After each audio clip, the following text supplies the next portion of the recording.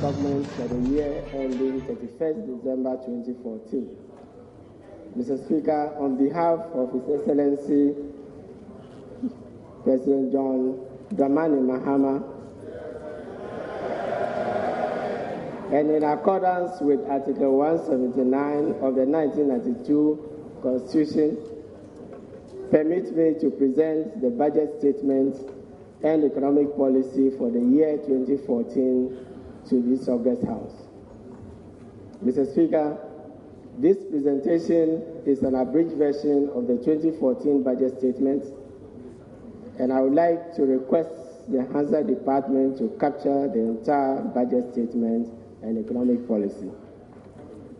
Mr. Speaker, in March this year, I presented the 2013 budget statement and economic policy of the government to this August House.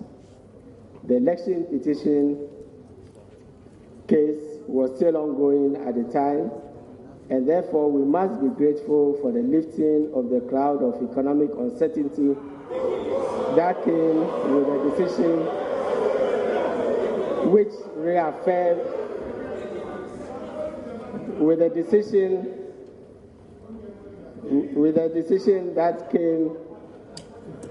reaffirmed His Excellency President John Dramani Mahama as the validly elected President of the Republic of Ghana. His Excellency, the President, has since led many to compliment Ghanaians for making our democracy stronger. The 2013 budget was based on the Ghana Shared Growth and Development Agenda, GSGDA, which lapses this year.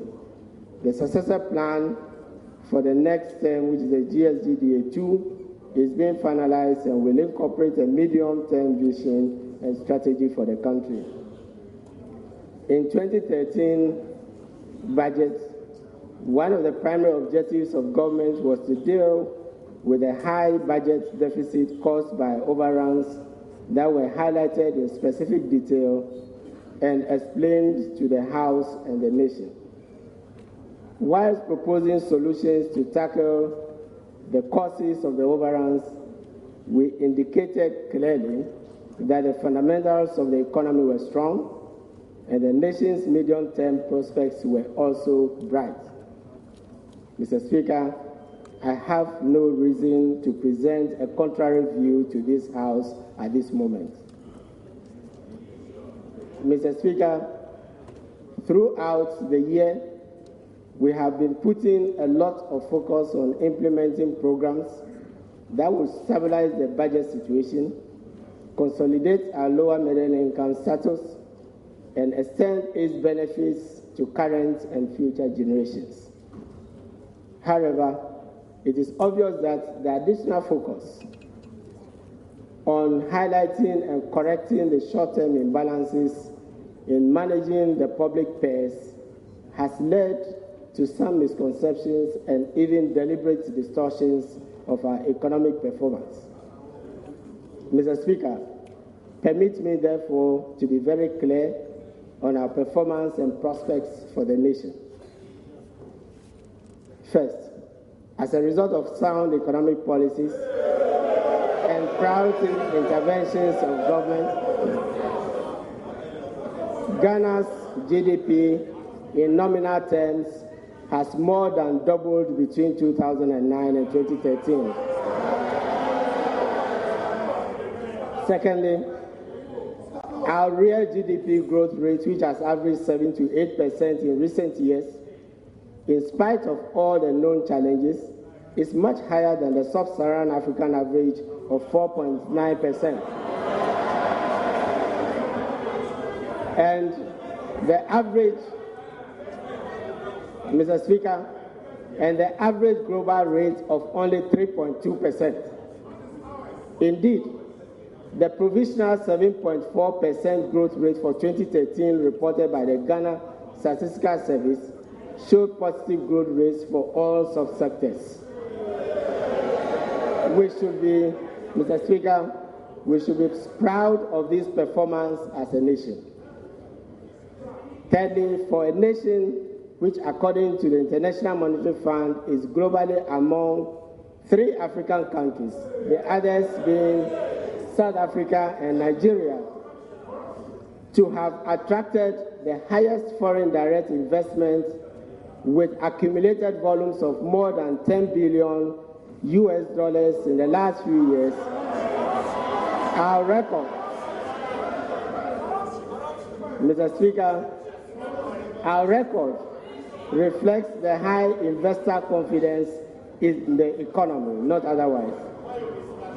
Mr. Speaker, our positive medium-term prospects are widely acknowledged, especially as we become a significant hydrocarbon and power producer in the sub-region, whilst also maintaining a diversified economy with a solid agricultural and service base.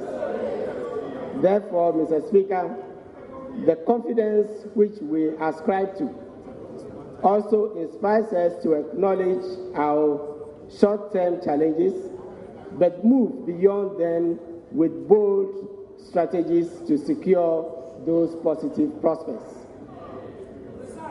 Ghana won the confidence of the international financial markets with stable domestic bond performances that were halted in 2007. Furthermore, in August this year, we issued a second international sovereign bond, which was oversubscribed by a whopping amount of $1.5 billion. It is against this background that we plan to make the recourse to development financing through the capital markets a prominent feature of our financing strategy. Mr. Speaker, this government has been pursuing accelerated infrastructure development supported by effective public finance management and institutional reforms to lay the foundation for the next decade of inclusive and shared growth. To reiterate, Mr. Speaker, our country has high potential for development underpinned by a relatively wide, well-diversified economy. Therefore, Mr. Speaker, I stand before this House to present a budget that is truly transformational in highlighting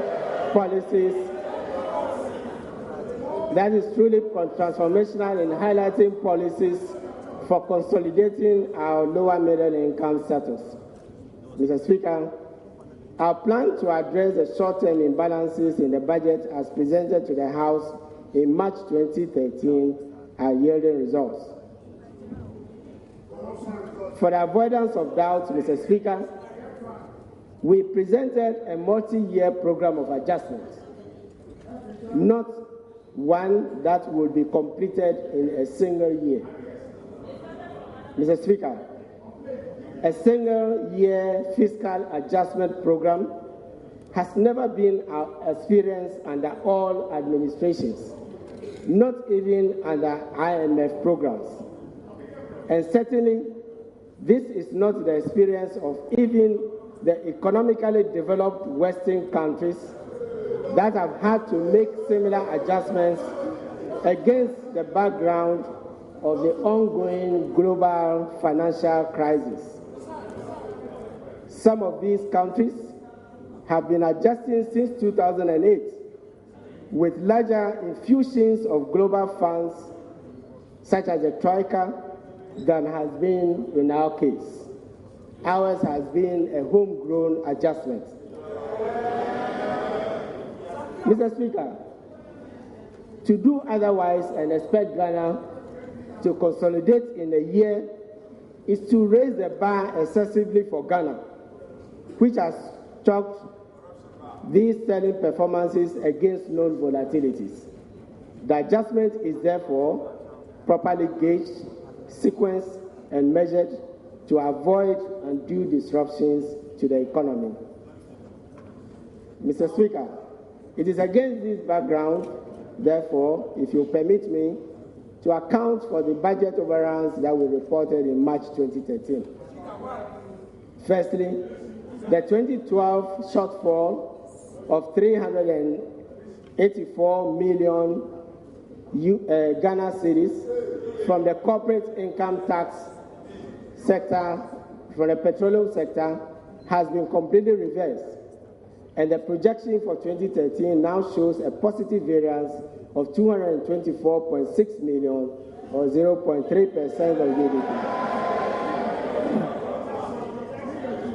Secondly, the adjustments in subsidies for petroleum products and utilities are projected to reduce the budget overrun from 339 million, or 0.5% of GDP, to 244 million, or 0.3% of GDP. Our budget strategy continues to include justifiable and targeted cross-subsidies as part of our well-diversified social intervention policies, notably in agriculture, education, health, and energy. Thirdly, while significantly delayed, we expect more inflows of outstanding grants and budget support, following recent consultations with our development partners. The consultations are also consistent with the compact which we made with DPs to ensure a smooth transition to a middle income status for the country. Finally, however, in contrast, wages and salaries as well as debt service commitments remain areas of concern. The projected nominal overrun on wages and salaries for 2013 is still high at 1.95 billion Ghana cedis, or 2.2% of GDP, compared to 1.91 billion, or 2.6% of GDP in 2012. And the overrun in interest payments or debt service has increased from 245 million to 1.2 billion, despite positive signs that our refinancing strategy has resulted in modest reductions in interest rates in recent times. Mr. Speaker, to further enhance the resilience of the economy against risks and promote our accelerated growth and development with job creation, it is imperative to continue to realign the budget to our national priorities. Hence the theme, Rising to the Challenge, Realigning the Budget to Meet Key National Priorities.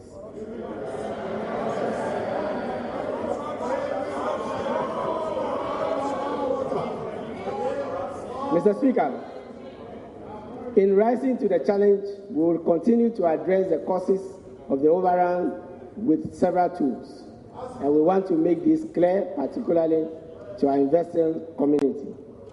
Petroleum and utility subsidy adjustments to reduce the adverse impact of hefty increases of utility tariffs and petroleum prices on households and businesses.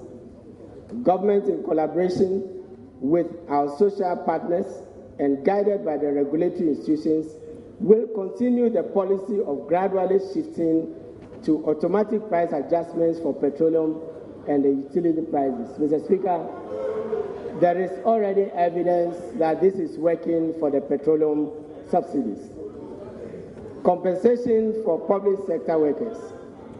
Whilst acknowledging the positive aspects of retaining public sector staff and improving their productivity, the single spine pay policy is imposing severe fiscal strain on the budget.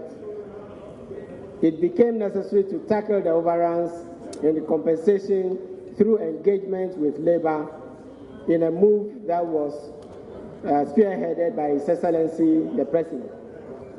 The communique from the forum recommended key and timely interventions that include moderation in and conclusion of wage negotiations before the budget for the ensuing year is presented to Parliament, a call on all social partners to adhere to the guidelines on the implementation of market premium, resulting to negotiated resolution of post-conversion difficulties rather than through negotiations, rather than through industrial action or notably strikes. Working on a multi-year adjustment for the amount allocated as compensation of employees in annual budgets, fast-tracking the payroll improvements under the GIFIS reforms, and implementing productivity elements of the single spine reforms. Mr. Speaker, government employers and organized labor are continuing negotiations on the national daily minimum wage and the public sector wage adjustment. We could not complete this process as was decided in WHO. We believe, however, that we are of one mind in putting the development of our nation first, and therefore we are determined that public sector compensation should not put any further stress on the fiscal envelope. The budget must leave room for infrastructure development and other priority programs, as was stated so eloquently recently by no less a person than the Asante-Hene. The social partners are committed to the removal of leakages and wastage in public pay administration and to bring the wage bill to sustainable levels to realign the budget to national priorities. It is important that we move towards the ECOWAS convergence criteria of 35% of wages to tax revenue.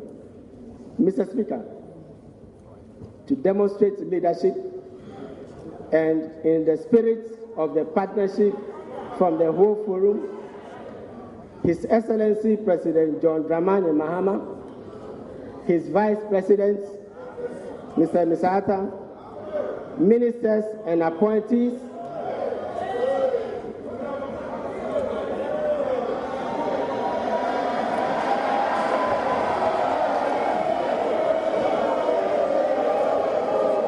Mr. Speaker,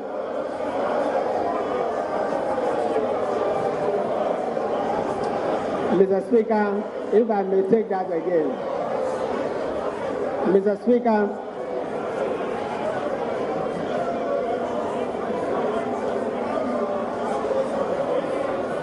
honorable members, let's have order in the chamber. Order.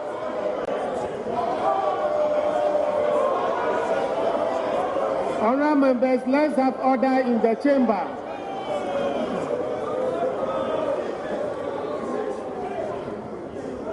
Mr. Speaker, thank you. Mr. Speaker, if I may take that again, to demonstrate leadership in the spirit of the partnership from WHO, His Excellency President John Dramani Mahama, his Vice President, ministers and appointees have decided to take a voluntary 10% pay cut for 2014. The amount, Mr. Speaker,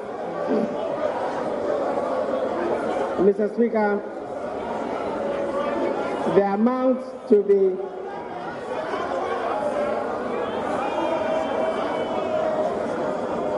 honorable members, I hope you respect the chair. Honorable members, I hope you respect the chair.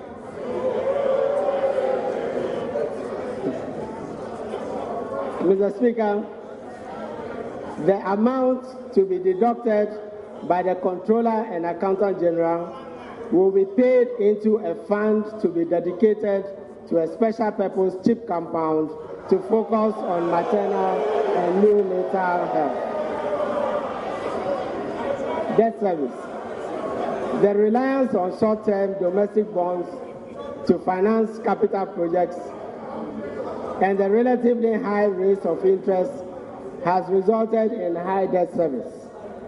Our main strategies include refinancing and enhancing and extending the tenure of loans and bonds for financing the capital budget, implementing recovery schemes such as escrow and on-lending arrangements for commercially viable projects, and establishing a debt service account, which will include a foreign exchange component to provide certainty of interest and loan repayments.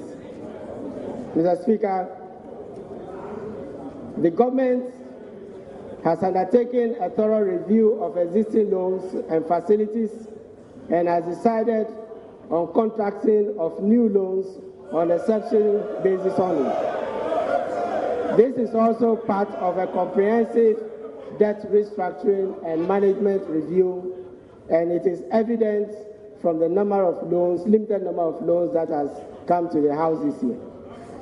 Similarly, following the compilation of a comprehensive contract database to support our shift to accrual accounting, government has decided to suspend the award of new major contracts in 2013 to enable MDA's focus on ongoing projects. Further, since the completion of some pipeline contracts was hindered by the lack of counterpart funds, this Honorable House will recall that a specific provision was made to partly clear these outstanding commitments from the proceeds of the recently issued August 2013 sovereign bond. Earlier this year, the House approved some tax measures to complement efforts to stabilize the fiscal situation. Mr. Speaker, let me emphasize that Ghana has a liberal tax regime that was engineered in the 1980s and 1990s, and therefore it was not our intention to reverse the trend. Hence, many of the new tax measures came with sunset clauses. The measures have started yielding results. Nonetheless, Mr. Speaker,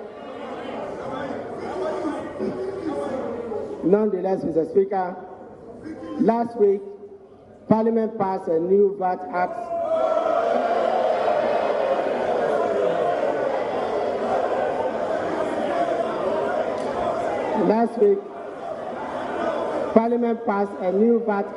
that increases the rate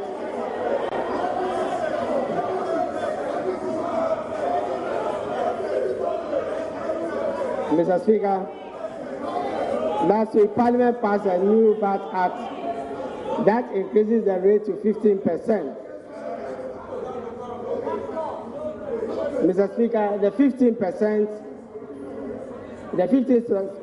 includes the 2.5% National Health Insurance levy, which is a VAT in all but name.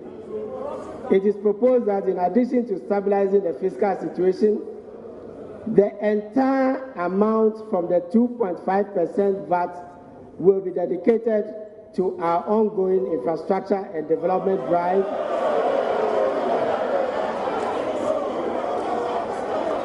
under the proposed infrastructure fund to be discussed later. Mr. Speaker, in line with the objective of maintaining a liberal tax regime, it is proposed that the following amendments should be considered and approved by the House. The National Fiscal Stabilization Levy, which is expected to end at the end of December 2014, will now terminate as of June 2014. The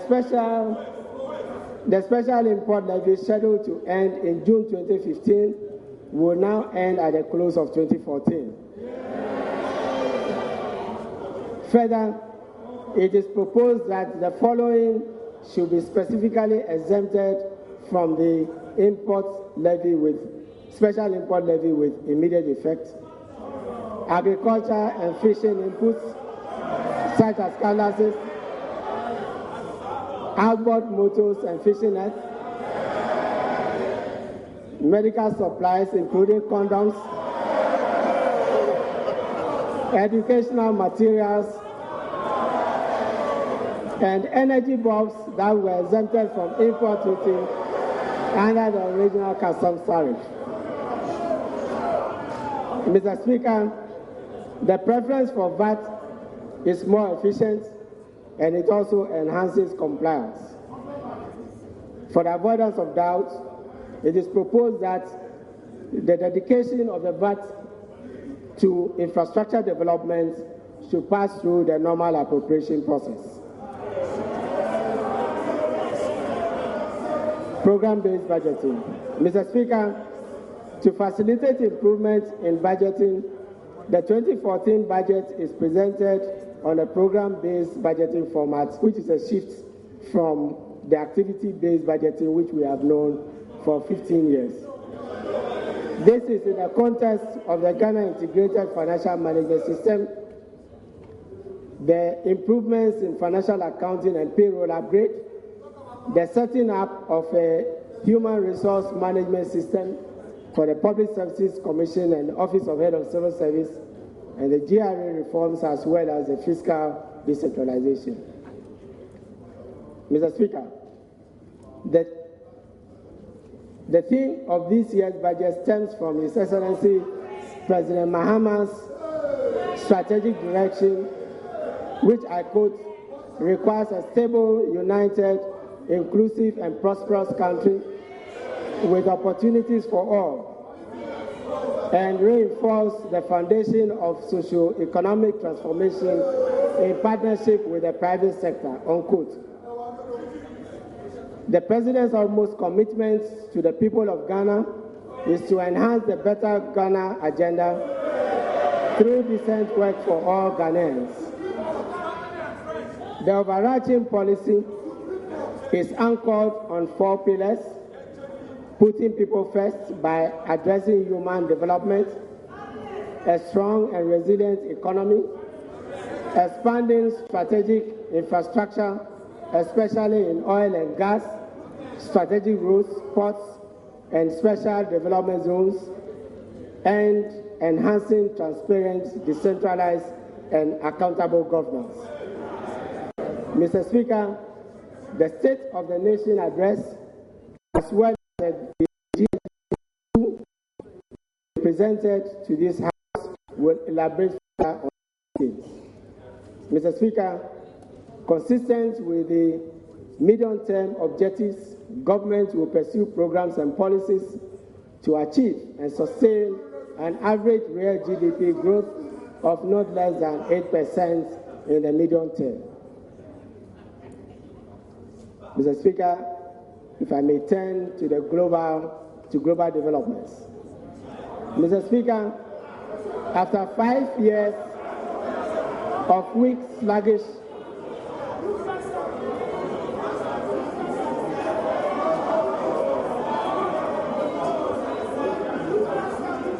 Mr. Speaker, after 5 years of weak, sluggish, and uneven recovery from the global financial crisis, the performance of the global economy remained low for the first half of 2013.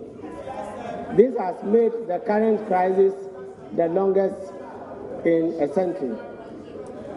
According to the World Economic Outlook of the IMF, world output growth is forecast to reach about 3.3% in 2013 and 4% in 2014.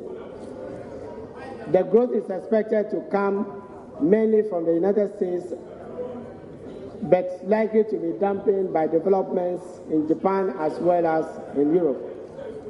Mr. Speaker, economic activity in sub-Saharan Africa was robust in the first half of 2013, despite the recent global financial market volatility, which has affected mainly frontier markets. The region is expected to end 2013 with an average growth rate of 5%, but increase to 6% in 2014. Mr. Speaker, the growth rate in the West African Monetary Zone, as depicted in the zone's aggregate real GDP, was 6.7% during the first half of 2013.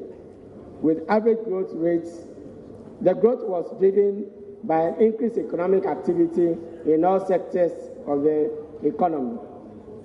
Mr. Speaker, the impact of the global developments on the Ghanaian economy is mixed and diverse.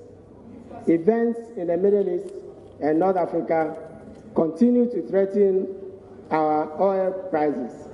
Expected high unemployment rates in advanced economies are also likely to weaken global aggregate demand and have implications for commodity exporters such as Ghana. Mr. Speaker, may I now turn Mr. Speaker, may I now turn to performance for 2013 and outlook for 2014. Mr. Speaker, the Ghana Statistical Service estimates that the provisional 2013 real GDP growth will be 7.4%, which is impressive, but lower than the target of 8%. I say this is impressive because of the background of power crisis and other factors that affected the economy. Mr. Speaker, even though this real GDP growth of 7.4% is lower than the 2013 budget projection, the real GDP value is higher than projected in the 2013 budget.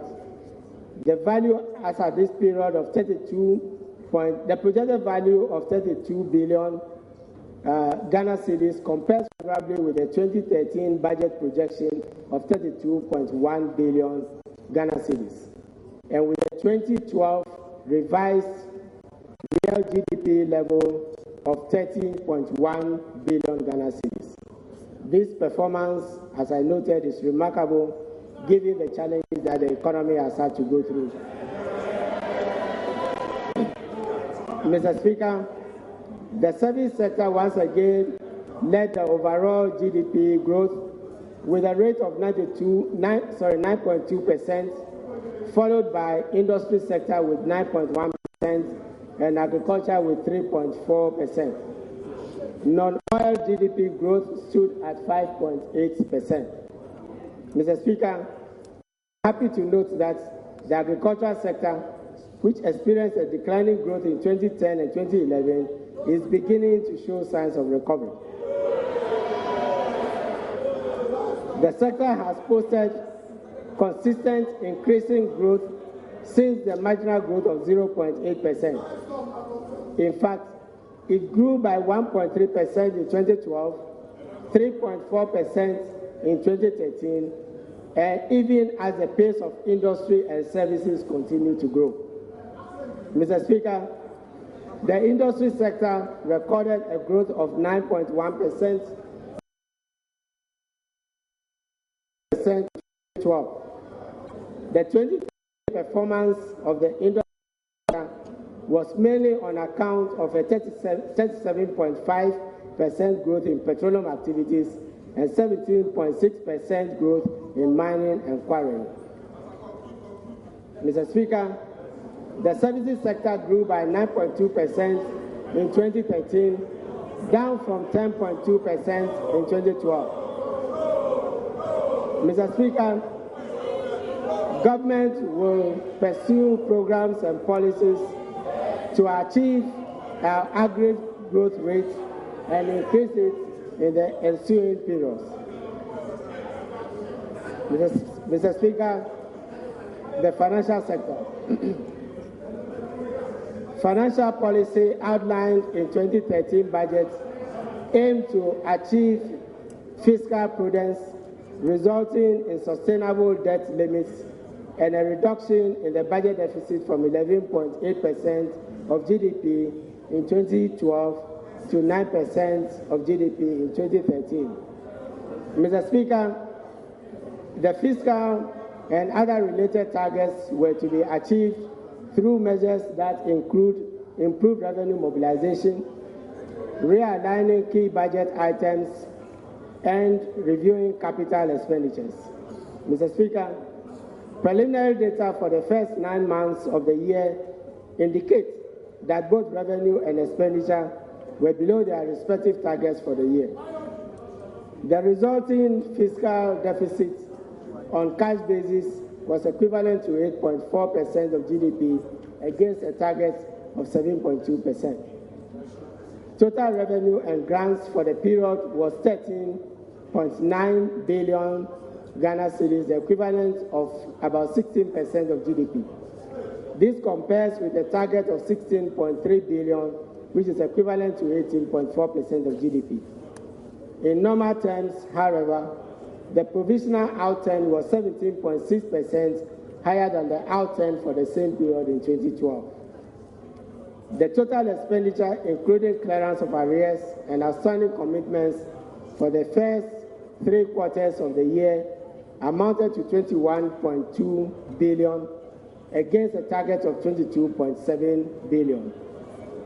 The outturn was 6.6% lower on a cash basis from the budget target and 25% higher than the outturn for the corresponding period in 2012.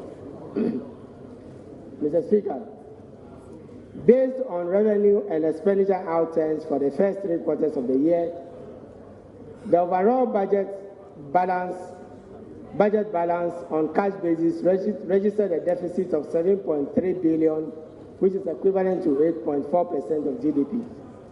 This was against a deficit target of 6.4 billion, or equivalent of 7.2% of GDP. The fiscal deficit is projected at 8.9 billion, which is equivalent to 10.2% of GDP. The projected rise in the fiscal deficit is mainly the result of projected shortfall in revenue, coupled with the projected higher spending on wages, salaries, and debt service. Mr. Speaker, net domestic financing of the budget deficit amounted to 5 billion against a target of 4.7 billion. Foreign financing was 2.9 billion against a target of 1.8 billion. The higher foreign financing was from the use of part of the 2023 Eurobond to finance some capital expenditures and to refinance high interest maturing domestic debt. Mr. Speaker, if I may turn to the petroleum sector.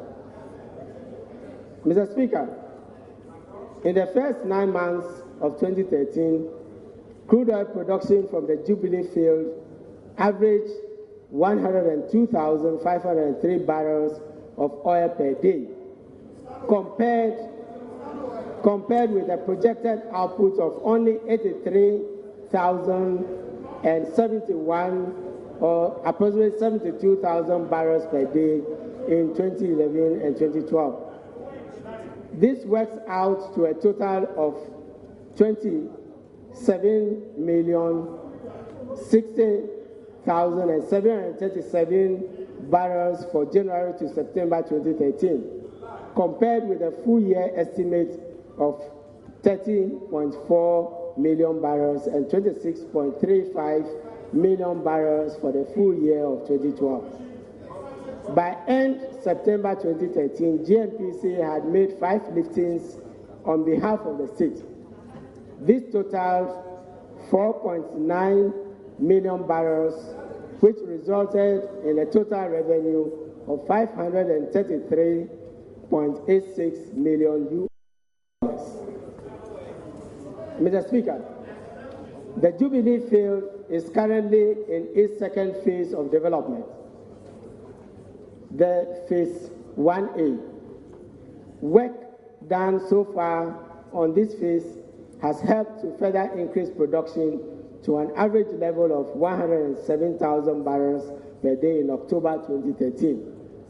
If production continues at the October 2013 level, the 2013 Jubilee average daily production is anticipated to exceed 102,503 barrels recorded for January to September 2013.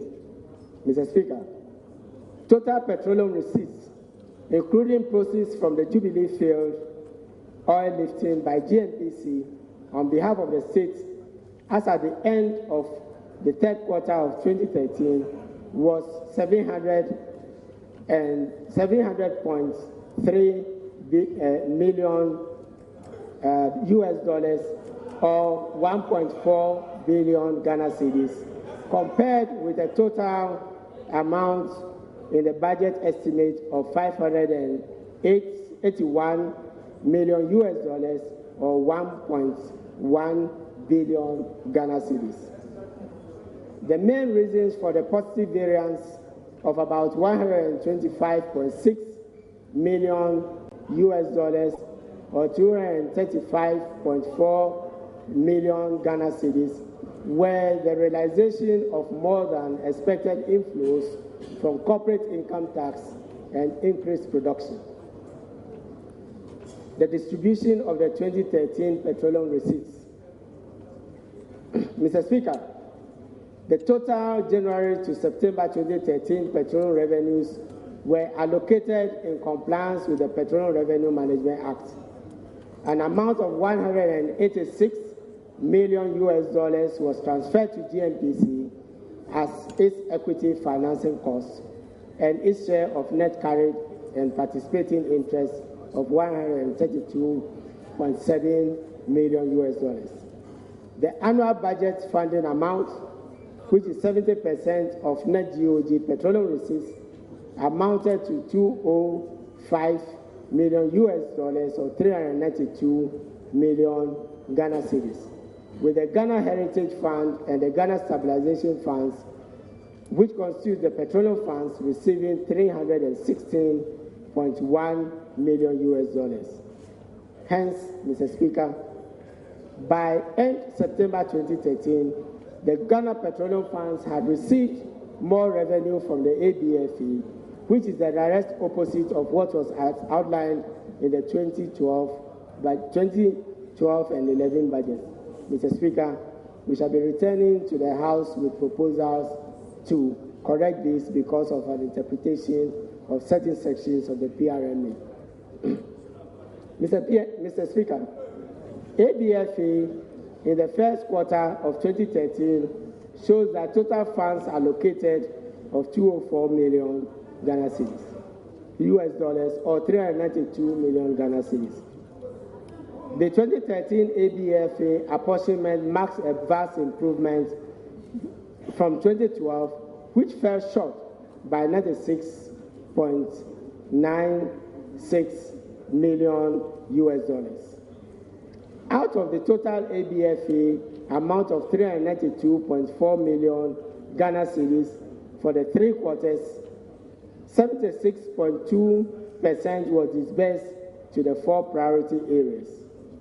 Out of the amount disbursed, 142 million was spent on roads and infrastructure, 32.6 million was spent on capacity building,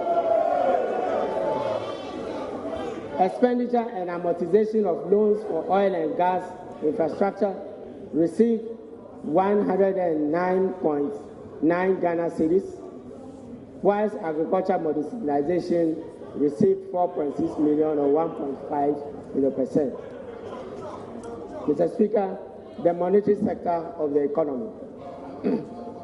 Mr. Speaker, in an effort to achieve the target inflation, monetary policy was programmed to complement government efforts at fiscal consolidation and ensure macroeconomic stability. In the year to September 2013, developments in the monetary aggregates indicated that the annual growth of broad money supply declined to 17.7% on year-on-year basis, compared with a growth of 24.3% in 2012 and 28.8% in September 2012. Mr. Speaker, inflation has been on upward trend since the beginning of 2013, resulting in inflation above 10% from January through October 2013.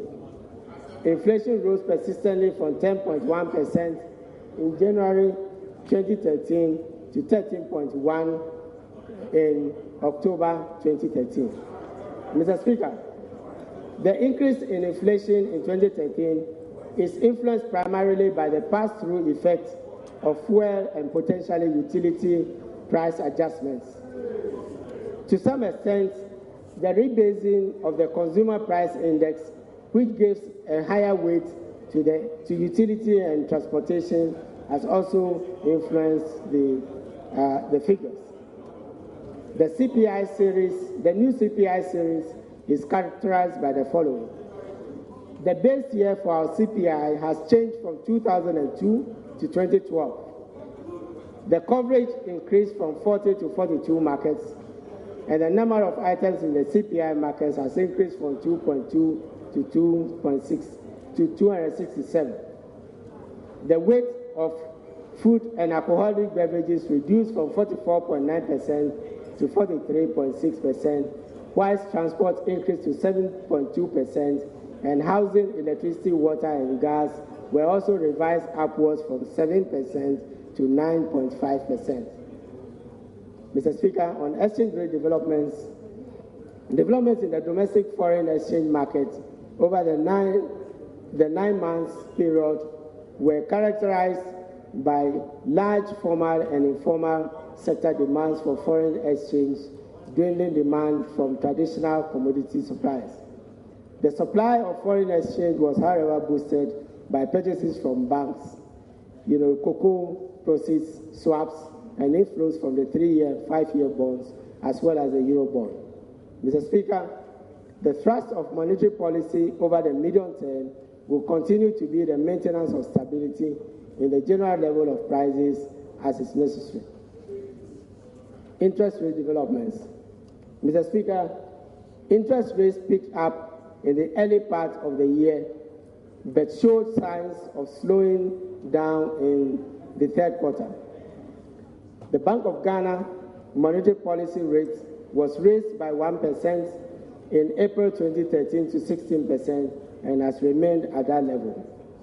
In response, developments in interest rates over the review period have been mixed, with the 91-day Treasury bill, the 2-year and 5-year bonds closing at about 23%, while the 182-day bill, the 1-year notes, and 3-year bonds declined by 0.1, 0.4, and 1.8% respectively. External sector developments. Mr. Speaker, the provisional trade balance for the period January to September 2013 recorded a deficit of 2.7 billion, showing an improvement of 22.6 million compared to a deficit of about $3 billion US dollars, which was recorded for the same period in 2012. The improvements in the trade balance was on account of a marginal decline in imports against a marginal growth in exports. The trade balance is estimated to improve from the end year initial projected deficit of about $5 billion US dollars to an estimate of $4 billion on account of a drop in projected imports. The balance of payments is projected to record a deficit of about $884 million US dollars. Mr. Speaker, the country's gross international reserves as at the end of September 2013 decreased by 136.9 million to 5.2 billion US dollars from a stock position of 5.3 billion at the end of December 2012. The September reserve position was sufficient to provide cover of about 2.9 months, but this is due to improve above the 3.3 months mark by the end of the year. Public debt. Mr. Speaker, the stock of public debt, including government guaranteed debt, increased by 22.7% from 19.2 billion US dollars at the end of 2012 to a provisional estimate of 23.5 billion at the end of September 2013. As a percent of GDP, the public debt increased from 49.3% at the end of 2012 to 52% at the end of September. As a result, Mr. Speaker, as a result of the lower than expected growth in GDP. Hence, it is expected to recover in 2014. External debt totaled 10.8 billion compared to domestic debt of 12.8 billion, which are in the ratios of 24.6% of GDP and 29% of GDP. Mr. Speaker, in 2013, government took steps to restructure our domestic debt with measures that include substituting portions of the domestic debt with external debt as part of the 2013 Eurobond issue and the issue of 7-year domestic bonds. Mr. Speaker, I'll return to these themes when I present policy initiatives. Macroeconomic policies and targets for 2014. Mr. Speaker, the medium-term objective and strategic direction under the medium-term development policy framework is to expand opportunities for all and reinforce the foundation for socio-economic transformation of the country in partnership with the private sector. Mr. Speaker, the specific macroeconomic targets for 2014 are as follows. Non-oil real GDP growth of 7.4%, overall real GDP growth of 8%, an end-year inflation target of 9.5% within the band of plus or minus 2%, overall budget deficit equivalent to 8.5% of GDP, and gross international reserves of no less than 3 months of import cover. Mr. Speaker, our fiscal policy objectives is to ensure fiscal sustainability by reducing the fiscal deficit in the near term to 5.6% of GDP.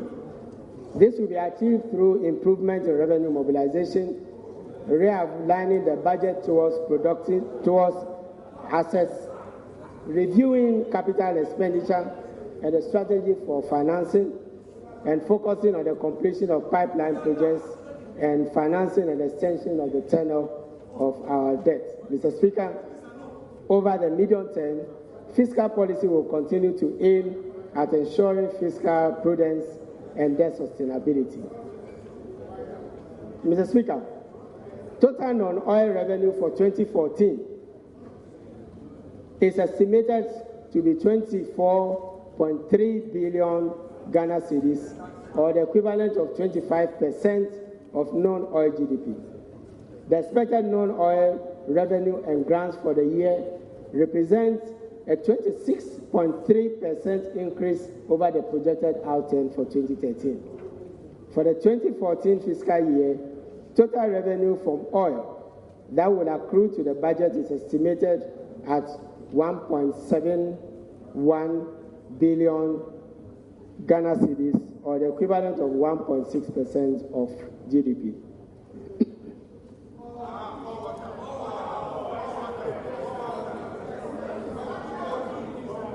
Mr. Speaker,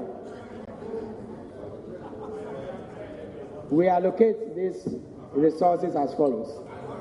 Total expenditure, including provision made for the clearance of arrears and outstanding commitments in 2014, is estimated at about 35 billion Ghana cedis, or 33.1% of GDP.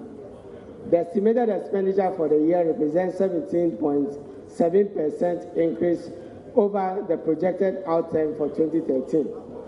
Mr. Speaker, compensation for employees, which comprises wages and salaries, allowances, pensions, gratuities, and social security contributions by government on behalf of all employees, is estimated at about 11 billion or 10.6 billion Ghana cedis, representing 10% of GDP, 70.4% of non-earmarked tax revenue, or 54.1% of non-oil tax revenue, 52% of tax revenue.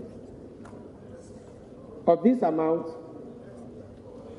nearly 9 billion, which is 8.5% of GDP, is estimated for the payment of wages, salaries, and allowances, while 678.9 million, 224.2 million, and 726.4 million is estimated for pensions, gratuity, social security, respectively. Expenditure on goods and services is estimated at 1.53 billion, representing 1.4% of GDP, and is the barest in comparison with the 10% of GDP for compensation. Total interest payments is estimated at 6.2 billion, or the equivalent of 5.9% of GDP. Mr. Speaker, grants to other government units or transfers, for that matter, comprising statutory payments, including National Health Insurance Fund, GET Fund, District Assemblies Common Fund, Road Fund, petroleum-related funds under the PRMA, attributions to GNPC, and retention of internally generated funds are estimated at 6.5 billion Ghana cedis, or 6.2% of GDP. Mr. Speaker, as part of government efforts to narrow the infrastructure deficit in the country and rebalance the budget, a total amount of about 6 billion is allocated for capital expenditure. This represents 31.3% increase over the projected outcome for 2013 and 17% of the estimated total spending for 2014. About 24% of total amounts will be financed from domestic sources and the remaining from foreign sources. Mr. Speaker, it is obvious that the largest amounts going into compensation, debt service, and earmarked funds. Mr. Speaker, based on the revenue and expenditure, 2014 budget will result in an overall budget deficit of about 9 billion Ghana cedis, or equivalent of 8.5% of GDP. Financing of the deficit will be from both domestic and foreign sources, with net domestic financing estimated at 4 billion, or 3.9% of GDP, and financing from foreign sources at 4.9 billion, or the equivalent of 4.7% of GDP.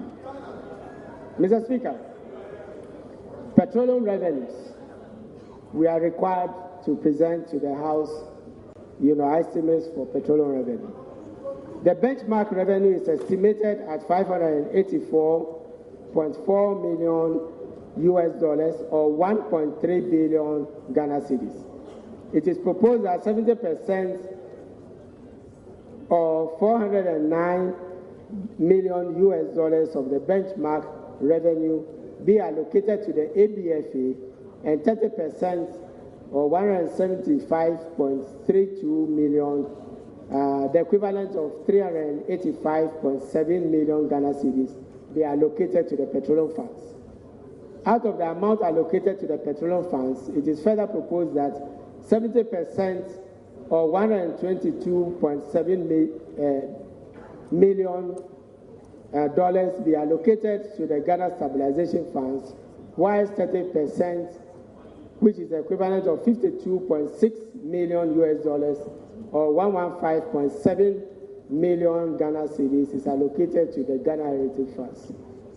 Mr. Speaker, Section 21.5 of the PRMA says that the ABFA shall be spent in not more than 4 priority areas in order to maximize the impact of the use of the petroleum revenues.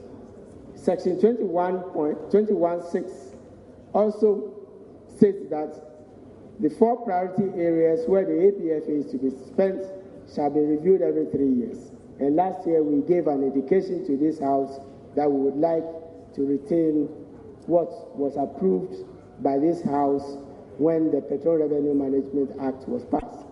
Mr. Speaker, we wish to confirm that proposal to this August House that the expenditures to the ABFA should be spent between 2014 and 2016 in the following areas: expenditure and amortization of loans for oil and gas infrastructure, road and other infrastructure, agriculture modernization, and capacity building, including oil and gas. Mr. Speaker, In the medium term, government has decided to spend the ABFA on the development of specified major projects and to create a pipeline of infrastructure projects. Government would also set up a sub-consolidated account to, in fact, government has already set up a sub-consolidated account to take the ABFA. Mr. Speaker, may I now turn to policy initiatives for 2014. Mr. Speaker, the broad policy initiatives in this budget have been designed to enable us consolidate our middle-income status and deal with the new challenges of financing our development. The policy we outline are in 5 areas, namely infrastructure development, private sector SME development, fiscal social intervention policies, and transparency, especially the fight against corruption as announced by His Excellency President John Mahama recently. Mr. Speaker,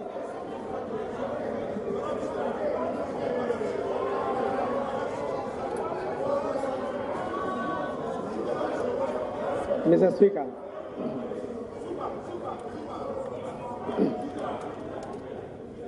Mr. Speaker, the first major initiative that we have is the establishment of the Ghana Infrastructure Fund. Mr. Speaker, under the able leadership of His Excellency President John Mahama, government proposes to set up a Ghana Infrastructure Fund to deal with the huge infrastructure deficit and support the reclassification of our public debt to focus on strategic infrastructure as well as lead to job creation and growth of the economy. Mr. Speaker, permit me to highlight a few characteristics of the proposed fund. The nature of the fund. The Ghana Infrastructure Fund will be a quasi-fiscal body that will be chaired by the Minister of Finance and in due course, mobilize funds, pursue its own ratings on the domestic and international financial capital markets. Indeed,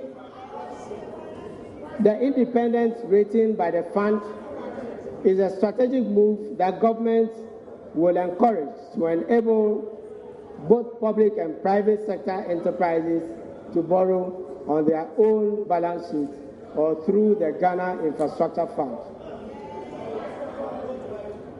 Private sector role in the fund. The Ghana Infrastructure Fund will focus on strategic infrastructure in partnership with the private sector when it becomes operational. Currently, Ghana's financial and capital markets are constrained with limited availability of long-term finance, both local and international, to support both the public and private sector infrastructure projects. The Ghana Infrastructure Fund will therefore partner the private sector through linkages that include the financing of special purpose vehicles as well as PPPs. Additionally, the GIF will create investment opportunities for institutional investors, including pension funds. Sources of funds for the GIF. The potential sources of funds for GIF include appropriations by Parliament, including the recent 2.5% increase in VAT, as well as the ABFA portion for amortization and infrastructure development. Other sources include escrowed and on-lending funds or on-lent funds from prior investments, private or public domestic and foreign funds from multilateral institutions and development banks, the capital markets, including our own stock exchange, and pension funds, as well as mutual funds. Mr. Speaker, the GIF will operate a debt service account in conjunction with the Ministry of Finance, with the assistance of the Bank of Ghana, and it will be designated domestic and foreign sovereign debt components. The purpose of the latter is to utilize the flows of foreign exchange, such as the ABFA, to spur confidence in the markets and minimize foreign exchange losses and exposures that impact our public debts negatively. Mr. Speaker, it is proposed that all existing escrow and debt service accounts, such as the ones we have established under the China Exim facility for the Bui Dam, the one we have established with the CDB, as well as what we have established with BNDES of Brazil, will be subordinated to the Ghana Infrastructure Fund debt service accounts, provided that the terms of existing agreements passed by the House permit.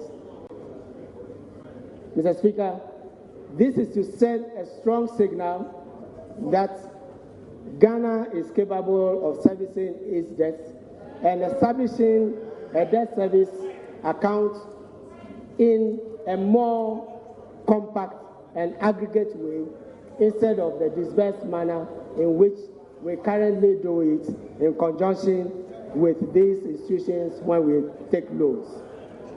Mr. Speaker, the board of the GIF will advise the Minister on viable projects to be financed by the GIF, including those involving special purpose vehicles, such as joint venture and PPPs, as I've noted. It is envisaged that the Ghana Infrastructure Fund will issue special bonds to finance specific commercial projects. It will be empowered to set up on-lending, escrow, and other mechanisms for the purposes of pursuing and ensuring the success of its investments. Mr. Speaker, on risk management elements of our debt, we intend that the establishment of the Ghana Infrastructure Fund will lead to a review of government's exposure to risks from borrowing and issuing sovereign guarantees. It is our intention to minimize the use of sovereign guarantees that are currently treated automatically as public debt in our debt sustainability analysis without any provision whatsoever for contingent liabilities, as is done for other countries. We are therefore currently in discussion with the World Bank and the African Development Bank on the appropriate classification of our state price and other guarantees. Where guarantees are essential, Mr. Speaker, we will maximize the use of third-party instruments such as the MIGA guarantees and World Bank's partial and credit risk guarantees. Mr. Speaker, the Ghana Infrastructure Fund is in response to the need to manage Ghana's limited but potentially expanding fiscal space. It's a sub-vertical classification of public debts and difficulties in mobilizing funds. The linkages to the private sector are crucial to leverage our investments. Mr. Speaker, permit me to know that this innovation is what spearheads most of the investments in countries like South Africa, in the Middle East, for example, Temasek, as well as initiatives that are being taken along these lines by Nigeria, Kenya, Angola, and other African countries.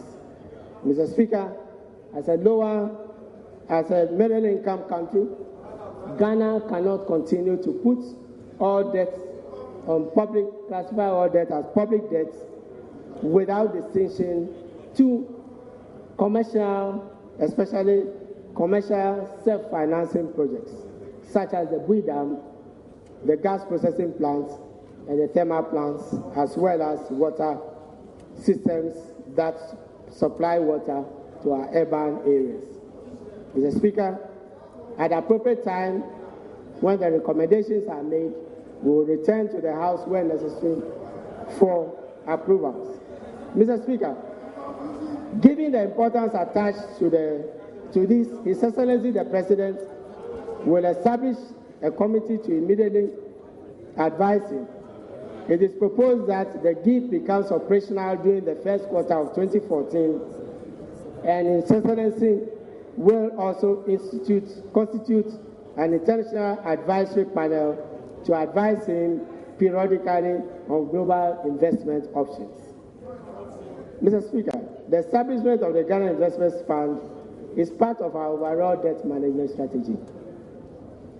Mr. Speaker, our debt management strategy includes liquidity management, such as what is applied in the UK and called the Golden Rule, which uses short-term borrowing primarily for liquidity management purposes only and not to finance capital projects. Furthermore, our debt management policy will ensure that commercial projects are designed with emphasis on revenue generation with appropriate escrow and on-lending mechanisms. Mr. Speaker, on-lending and escrow arrangements will be put in place because over the past years, state-owned enterprises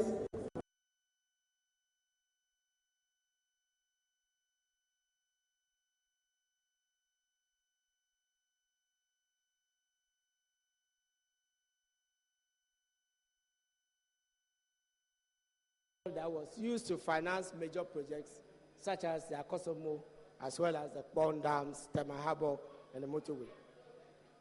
Mr. Speaker, we will align our loan policies to capital budget and also ensure that projects are identified for these loans. Mr. Speaker, finance our budgets in the following areas, apart from the general budget support, to finance specific projects, refinance existing debt, and provide counterpart funding, particularly for loans that are approved by this August House. Mr. Speaker, government is mindful of the foreign exchange exposure in tapping the foreign capital markets to finance our capital expenditures.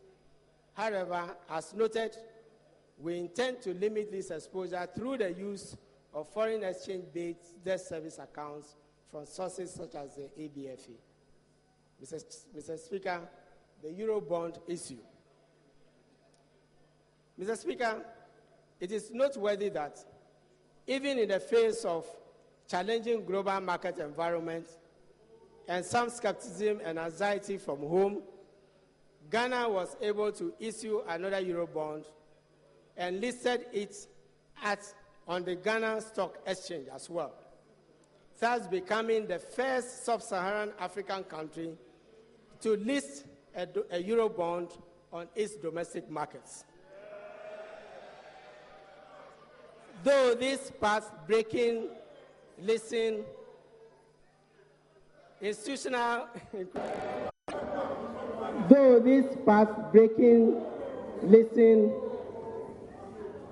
institutional including local pension funds, were able to participate in this transaction. To enable the government tap into good windows of opportunity on the international capital markets, it is being proposed to your August House, Mr. Speaker, that the annual bond program should be submitted to Parliament for prior approval with the annual budget, starting with this budget. Therefore, Mr. Speaker, we propose to table the required documents for the House to approve Ghana's possible third entry into the European bond markets. In this regard, the Ministry of Finance, Bank of Ghana, and Attorney General's Department will institutionalize the Capital Markets Committee to advise government on international capital market operations. And this committee would also provide interim support for the team that will set up the Ghana Infrastructure Fund. Mr. Speaker, the purpose of making external bond markets issues regular is to achieve a more orderly financing of the capital budget, to establish a sinking fund or amortizing debt structure for our 2 bonds and future bonds, and also, Mr. Speaker, to ensure that we enter the market at the right time. Mr. Speaker, may I now return to our wage policy. Mr. Speaker, following the migration of the public service institutions onto the single spine salary structure. Mr. Speaker, following the migration of the public service institutions onto the single spine salary structure, disparities in pay have been reduced drastically. This major achievement has, however, come with significant increases in the government wage bill, thereby threatening the very sustainability of the SSSP scheme. In spite of the challenges posed by the implementation of the policy, however, government remains committed, as His Excellency was firm to note. Mr. Speaker, provisional fiscal data show that for the first 3 quarters of 2013, expenditure on compensation of employees, including arrears on compensation, constituted 74.4% of tax revenue and over 90% of non-earmarked tax revenues. The trajectory of the compensation bill and its sustainability is of concern to government, employers, organized labor, and other stakeholders. Mr. Speaker, short to medium-term measures being pursued to address the sustainability of the pay policy within context of the whole consensus include the following: budget constraints.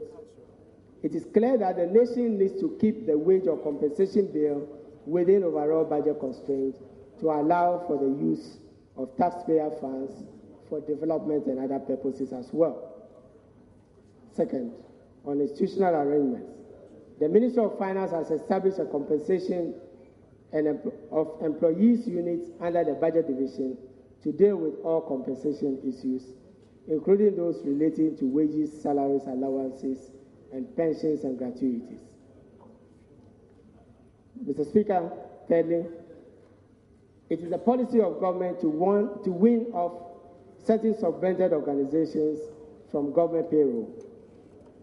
Mr. Speaker, has agreed in whole, and in our estimation, there are about 12 subvented agencies which have the capacity to be on their own with regards to payment of their personal emoluments and indeed other expenditures, and even make a net contribution to government. Mr. Speaker, during the first quarter of next year, we will pursue this policy and implement it accordingly. When necessary, Mr. Speaker, we will return to the House to make the necessary adjustments to the appropriations that will be made to these institutions. Mr. Speaker, on recruitments and replacements, from 2014, the wages and salary votes of MDAs and NMDAs will be the budget constraints, within budget constraints for what is allocated to the MDAs. The Ministry of Finance will not operate a reserve, vote, which raises expectations that the ministry has some funds for payment of wages that exceed the budget. The ministry will collaborate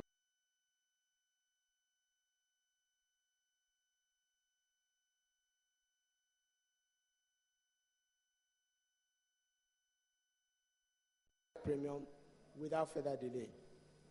To this effect, Government has directed the Fair Wages and Salaries Commission, in working with the Ghana Statistical Service, to undertake a labor market survey to inform the determination of critical skills which are in short supply only and which deserve to be paid a premium. Mr. Speaker, the scheme will be started with the Ministry of Health and the education sectors. From January 2014, however, the existing interim market premium paid to some workers generally will be abolished and replaced by market premium determined in consonance with the white paper, and this will take effect with the same date as the abolishment. Consonance with the white paper, and this will take effect with the same date as the abolishment, meaning that those who are found to be eligible will be paid their necessary premium. Mr. Speaker, there's a need for public service-wide performance management system, and the Ministry of Finance, Fair Wages Salaries Commission, the Ministry is working with the Fair Wages Salaries Commission, Public Services Commission, Office of Head of Civil Service, MPPI, and other institutions, to implement this policy as part of the Singles Plan. Mr. Speaker, on categories 2 and 3 allowances, government has observed and actually compiled the existence of several allowances in public services and the need to streamline and bring sanity into the administration of these allowances. As part of the implementation of single spine pay policy and in collaboration with the Public Services Joint Standing Negotiating Committee, these allowances will be rationalized but placed within budgets in order to avoid the overruns that characterize, the migration of public sector workers onto the single spine. Government will also undertake a review of gratuity across the public services in consonance with our pension and other laws. Mr. Speaker, government proposes to streamline the use of IGS for the payment of salaries and allowances, often in violation of the purposes for establishing these funds. Mr. Speaker, on the book and research allowance that is in place at the moment, government recognizes the importance of research in teaching and learning in all higher institutions of education. In order to encourage more research work in tertiary institutions and to realize its full benefits, government has decided to replace the existing system of payment of book and research allowances with a research facility. Mr. Speaker, the Ministry of Education, through the National Council for Tertiary Education, has set aside 50 million Ghana cedis towards the establishment of a research and innovation facility. The ministry is to develop guidelines for the operationalization of the facility whilst engaging stakeholders on exploring other sources of making the facility sustainable. Mr. Speaker, government is also working, as I noted earlier, with the Public Services Commission and Office of Head of Civil Service to put in place a human resource management system. Mr. Speaker, we are doing this because the Controller and Accountant General is not the human resource manager for government.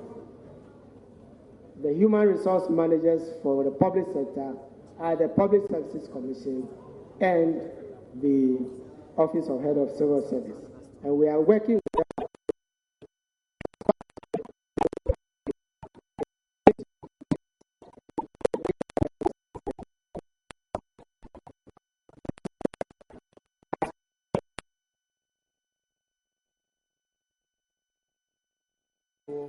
Of selected institutions with the support of the Controller and Accountant General's Department. We are grateful to DFID, which has been supporting our public financial management systems for providing support for this very important scheme.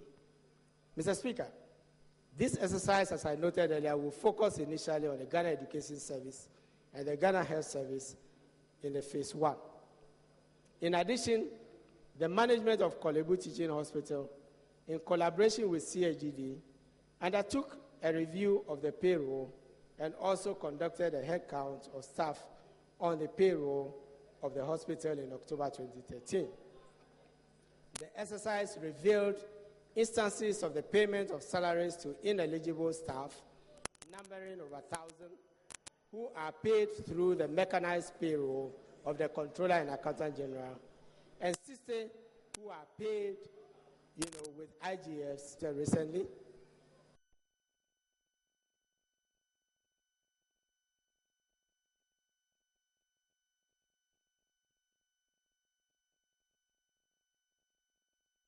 To contact the management of the hospital to ensure that they will to cover all public servants who are on the payroll. And Mr. Speaker, may I take the opportunity to assure public servants that the Controller and Accountant General does not sell any of its services. And we ask all those who may be defrauded under these schemes to report. Mr. Speaker, fiscal management has suffered from foreign exchange losses for a very long time due to factors that include the short time allowed for contracts and transactions, the lack of foreign exchange mechanisms to manage foreign currency debt, and abuse of foreign currency provisions in the payment process. Mr. Speaker, the Ministry of Finance will work with the Attorney General's Department and the Bank of Ghana to improve the contracts and transactions processes, and also, as we noted earlier, improve the servicing of our public debts. Mr. Speaker, proposals for the Petroleum Revenue Management Act. Mr. Speaker, on appropriation, this August House granted approval for the Petroleum Revenue Distribution Formula, which was provided in the supplementary budget presented in 2011. The PRMA requires a revision of the number of provisions with respect to the petroleum revenue distribution after every 3 years. Mr. Speaker, it is proposed that the House considers a revision of the 40% share of carried and participating interest net of equity financing to 30% for GNPC. The following are also proposed with respect to the annual budget funding amount: the retention of the 70% allocation to the ABFE and 30%, for the petroleum funds. I've already noted, the 4 priority areas where we also require the House to retain those. And also, Mr. Speaker, in line with Section 23, 3, and 4 of the PRMA, it is proposed that the Ghana Stabilization Fund be capped at $250 million and the excess amount utilized for debt repayment and for setting up of the contingency fund that is required under the Constitution. This amount will be reviewed from time to time, and recommendations made to Cabinet and Parliament as will be necessitated by the macroeconomic conditions. Mr. Speaker, the proposed cap on the Stabilization Fund is informed mainly by the following. The spirit of the PRMA was to transfer 70%, 21%, and 9% respectively to the ABFE, Stabilization and Heritage Funds. However, as already noted, the transfers to the Ghana Stabilization Funds alone for this year have exceeded the ABFE. Furthermore, the return on investments of the Ghana Stabilization Fund, which is as conservative as the Heritage Funds, would be better put to use if we were to channel these resources towards infrastructure development. Mr. Speaker, the decision to cap the Stabilization Fund is not to deny it of funds. Indeed, we would have made withdrawals from the Ghana Stabilization Funds in 2012, but due to shortfalls in allocations to ADFA as provided in the PRMA. However, government opted against making any withdrawals at the time. Mr. Speaker, government, as noted, will use part of the SS funds to set up the contingency funds required under the Constitution to receive some of the SS transfers that we are seeking. An amount of 50 million Ghana cedis from the SS of the cap from the Ghana Stabilization Fund is therefore being proposed to establish the contingency fund, which, as you would note, Mr. Speaker, is only disbursed, in conjunction with Parliament. Mr. Speaker, the current legislative arrangements on the distribution of petroleum funds, therefore, do not seem to augur well for the ADFA in particular, where at the time of allocation, we attribute 70%, Mr. Speaker, therefore, we wish to propose the following amendments at a later date to the PRMA within the 3-year period that is allowed. The petroleum benchmark revenue. The petroleum benchmark revenue formula has consistently led to an underestimation of the petroleum prices and volumes, leading to excessive transfers from the Ghana petroleum funds and underfunding of the ADFA. This actually has also been noted by the PIAC. We will therefore bring an amendment to correct this. Qualifying instruments. Section 27(2) of the PRMA allows a review of the range of instruments designated as qualifying instruments for the investments of the accumulated funds in the Ghana Petroleum Funds after every 3 years or sooner. In line with this provision, the government will explore the possibility of reviewing the range of instruments for investment of the Ghana Petroleum Funds. PIAC membership. Section 54(1) of the PRMA states that the membership of PIAC shall be 11. However, the same section enumerates 13 slots to be filled. Mr. Speaker, this is one of the anomalies that we seek to correct. Mr. Speaker, GRA will continue with its revenue mobilization efforts, and the following revenue initiatives will be implemented. Mr. Speaker, in line with the decision at home in relation to the single spine, we will defer the proposal for increase in the personal income tax threshold, as well as adjustments in the bands, the PIT bands, until the negotiation process, since these are also used to cushion low-income persons, from high cost of living. Withholding tax on rent. Mr. Speaker, in order to encourage the provision of residential housing, a withholding tax of 15% is proposed on commercial buildings, which will only be an increase from the existing 8%, and we must note, which will be done in conjunction with the MMDAs. Tax stamps. Mr. Speaker, government plans to introduce tax stamps next year as part of measures to enforce compliance. Mr. Speaker, these tax stamps, or banderoles as they are called, are already being implemented.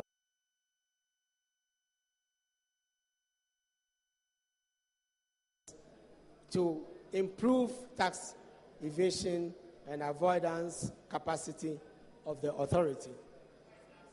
Mr. Speaker, we brought the windfall profits tax bill to this House, and it has been in abeyance, primarily because of the work being done by the committee established to review the mining sector.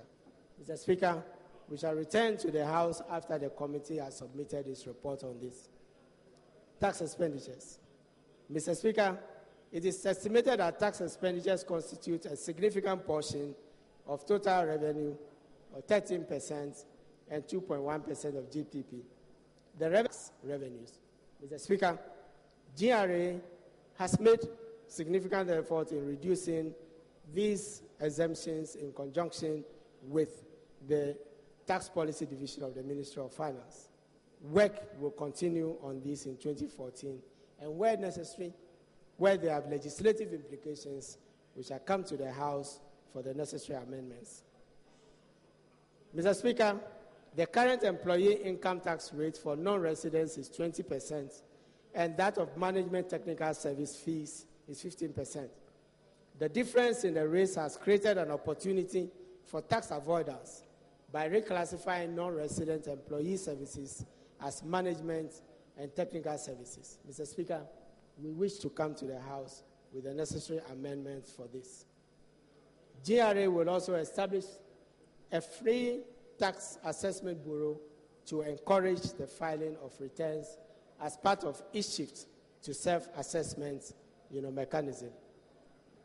Mr. Speaker, GRA will also focus on the construction and service industries, which have been increasing in recent years through the training of officers, particularly those who conduct tax audits. Mr. Speaker, as part of strengthening compliance and blocking incidences of corruption, the Ministry of Finance has given authorization to Ghana Revenue Authority to enhance its valuation model and to use it in conjunction with the valuation models that are used by the pre-shipment inspection companies. Mr. Speaker, this will result in GRA implementing the full complement of its functional processes. Reward to informants. Mr. Speaker, in many countries, as in Ghana, the tax authorities rely on information from the general public in enhancing its operations. Ghana has also been pursuing the means of soliciting reliable information from informants. It has a long-standing scheme whereby rewards are paid after successful collection of duties and penalties, and this is incorporated in the GRA budget. The GRA will revamp this scheme, and Ghanaians are being called incorporated in the GRA budget. The GRA will revamp this scheme, and Ghanaians are being called upon to assist in the fight against duty evasion, tax avoidance, and other corrupt practices. This provision is also amplified in the President's Anti-Corruption Initiative with a recent directive to the Ministry of Finance to make available funds under penalties to pay informants under the Whistleblowers Act, petroleum excise, and road levies. Mr. Speaker, it is proposed that, consistent with the policy of changing all our excise duties to ad valorem that was done about 2 years ago through legislation in this House, these specific levies should also be changed to ad valorem in order that we have consistency in applying our tax laws. Taxation of capital gains from petroleum operations. Mr. Speaker, it is proposed that the provisions relating to capital gains tax in the Internal Revenue Act 2000 Act 592 should now be applied to the petroleum sector or petroleum operations. Reviewing the tax rate for free zone enterprises. Mr. Speaker, free zone enterprises enjoy a 10-year tax holiday as an incentive for registering under the scheme. After the holidays, they are limited to a tax rate of no more than 8% of chargeable income, in line with the rate applicable to income from non-traditional exports. They are, however, permitted to offload 30% of their goods and services onto the domestic market. Mr. Speaker, the income from these transactions currently also attracts 8% as though they were exports, whilst their local counterparts who have a mix of exports and domestic transactions pay tax on those transactions at a higher rate. This gives goods brought into the domestic market by free zone enterprises an unfair advantage over those produced by domestic firms. Mr. Speaker, it is proposed that to even out the playing field, the income derived from the supply of goods and services provided by free zone enterprises to the domestic market should be taxed at the same rate as their domestic counterparts. The income derived from the exports will, however, continue to enjoy the incentive rate of 8%. Mr. Speaker, we are in the process, with the cooperation of the House, revising our tax laws. We shall, in the fiscal year, also bring to this House bills to revamp our Financial Administration Act, which is actually a fiscal responsibility law, our Financial Administration Regulations, which supports the Act, the Bank of Ghana Act, and the Banking Act, which we shall do in conjunction with Bank of Ghana, the Borrowers and Lending Act, and the Loans Act, which impinges on a lot of work that is done in this House. These reviews will take particular note of the need to tighten any loopholes that might inadvertently open opportunities for abuse in their implementation, both to private sector and SMEs. Mr. Speaker, over the years, SMEs have created jobs and mobilized activity in the formal sector. However, funds created to address their limited access to financing and reducing the cost of borrowing have not been sustainable. In this respect, government is setting up a new SME fund to boost support for SMEs. Mr. Speaker, the pilot scheme will mobilize and deploy about 50 million Ghana cedis from sources such as EDIF, as well as pipeline sources, including loans that have been approved by this House. The fund will have formal links with well-established domestic institutions such as the EXIM Guarantee and the Venture Capital Trust, as well as rural banks and microfinance institutions.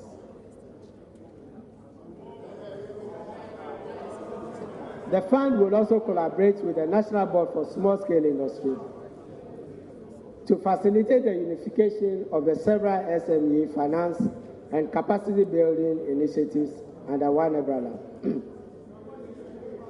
As a new initiative to support the Ghanaian economy, government, with the support from EDIF, following the review of existing legislation, will provide financial stimulus to the following sectors: exports, pharmaceutical, poultry, textiles, garments, SME, and agro-processing sectors. Mr. Speaker, government recognizes the role that local industries play in the economic development of this country. These industries have huge potential for creating employment opportunities for teeming unemployed youth. Government is therefore taking measures to ensure that there is adequate local content through the amendment of the Procurement Act that will be proposed to the House. To this effect, government, as we just noted this morning, had submitted legislation, a legislative instrument, which the House has already dealt with. Mr. Speaker, imports of textbooks and exercise books are allowed into the country free of import duty and VAT. However, raw materials of local manufacturers of these textbooks and exercise books pay import duty and VAT.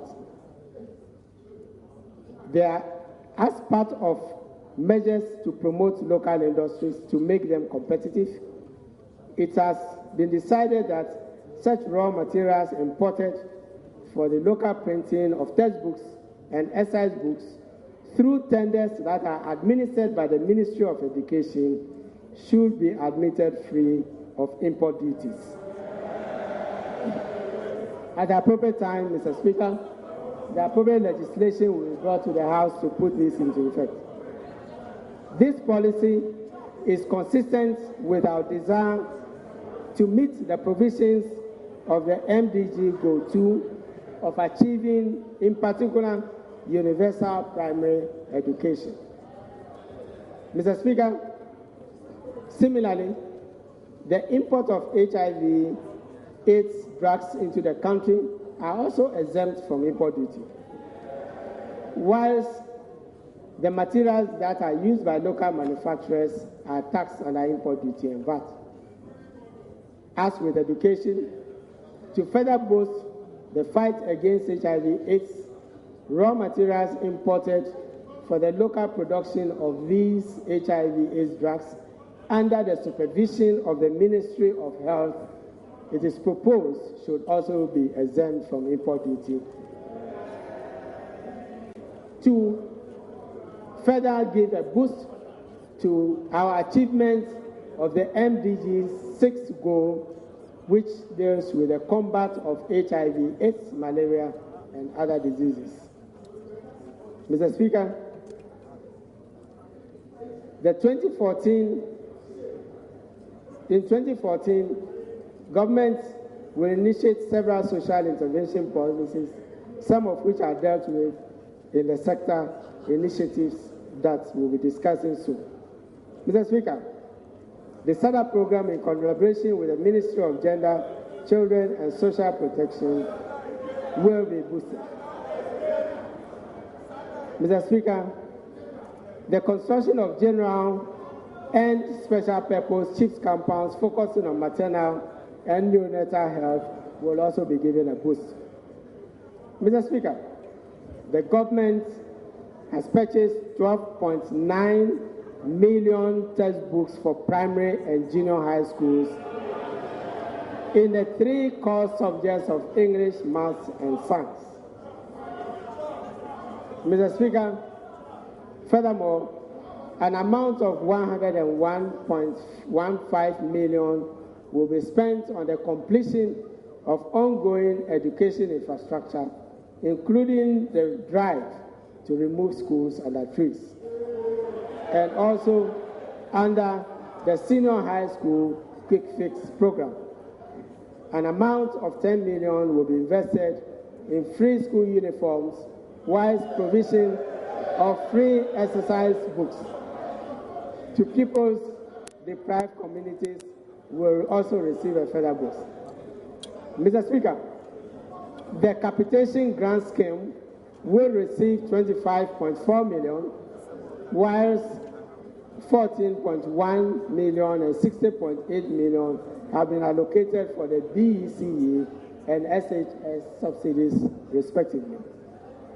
The energy sector will receive 20 million for the self-help electrification project to provide electrification and give a further boost to the program in the rural areas.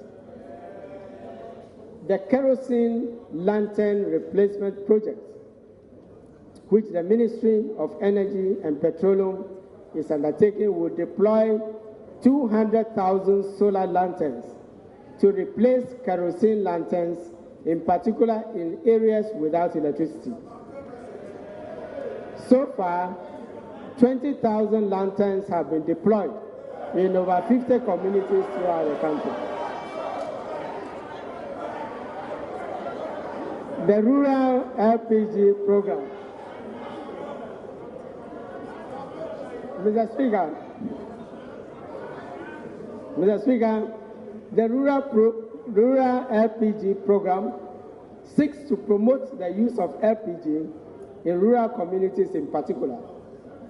The project will see the deployment of 15,000 cylinders in 10 districts in 10 regions on a pilot basis.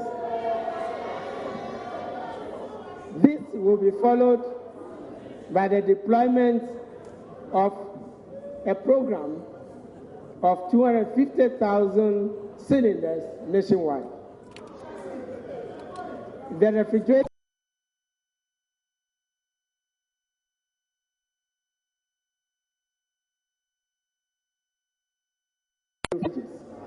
The program is ongoing, and the Ministry of Energy and Power, together with the Energy Commission, will vigorously pursue the policy. Transparency and anti-corruption initiatives. Mr. Speaker, the measures proposed in this budget are predicated on a strong and decisive fight against corruption. His Excellency President John Mahama announced specific anti-corruption measures and declared that, to quote, the key, he declared, and I quote, the key to resolving the corruption problems is strengthening our capacity to prevent, and where it has already happened, detect, investigate, retrieve, and successfully prosecute the perpetrators, unquote. Mr. Speaker, this budget takes a serious view of the President's avowed commitments to fight corruption in all its forms. And following His Excellency's directives, additional budget provision has been made to implement the initiatives that were announced by His Excellency. Also, as directed by His Excellency, the President, a percentage of proceeds of corruption when recovered will be paid to all anti-corruption agencies instrumental in exposing such acts, and this will further strengthen their resource base. Mr. Speaker, government takes a very serious view of value for money and transparent means for awarding contracts. Consequently, all contracts have been carefully codified in the contract database, and these are selectively being reviewed for compliance with the provisions of the law. Mr. Speaker, we shall work with the policy unit to make sure that we conduct audits and prioritize these programs. On food and agriculture, Mr. Speaker,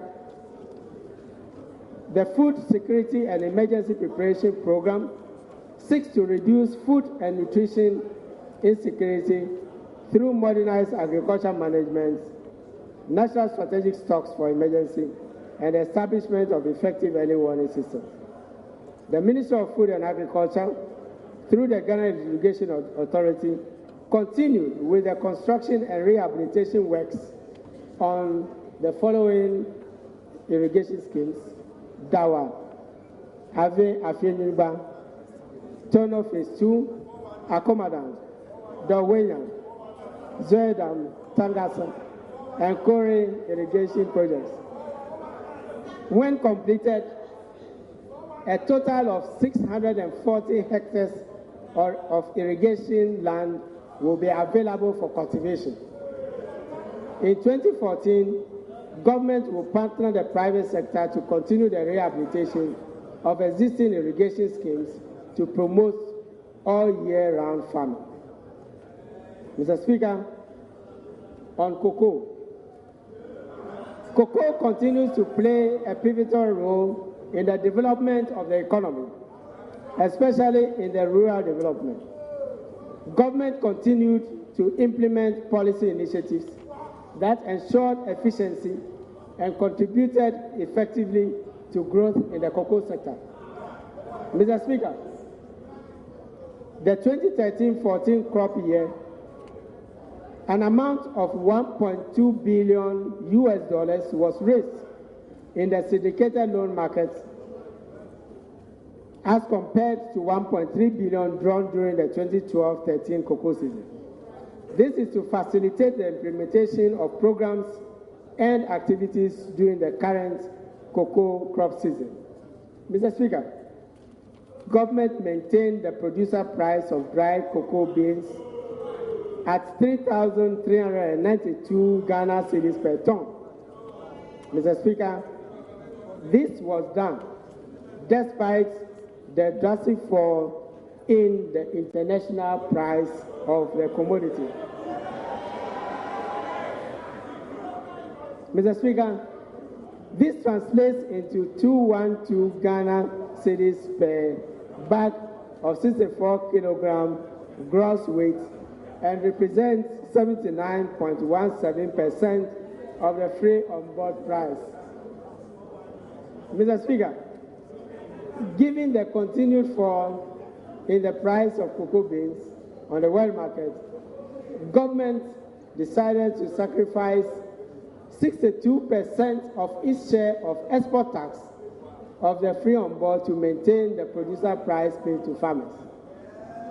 This shows government's commitment to the non-oil sector, since cocoa has been and will continue to be a backbone of the economy. Mr. Speaker, the Ministry of Agri will pursue the development of modern farmers' markets, development of agricultural estates, and the scaling up of the agricultural insurance scheme. The government's assistance of other stakeholders with the commercial agricultural insurance system was established in 2011 on a pilot basis, and this is a scheme that will be expanded.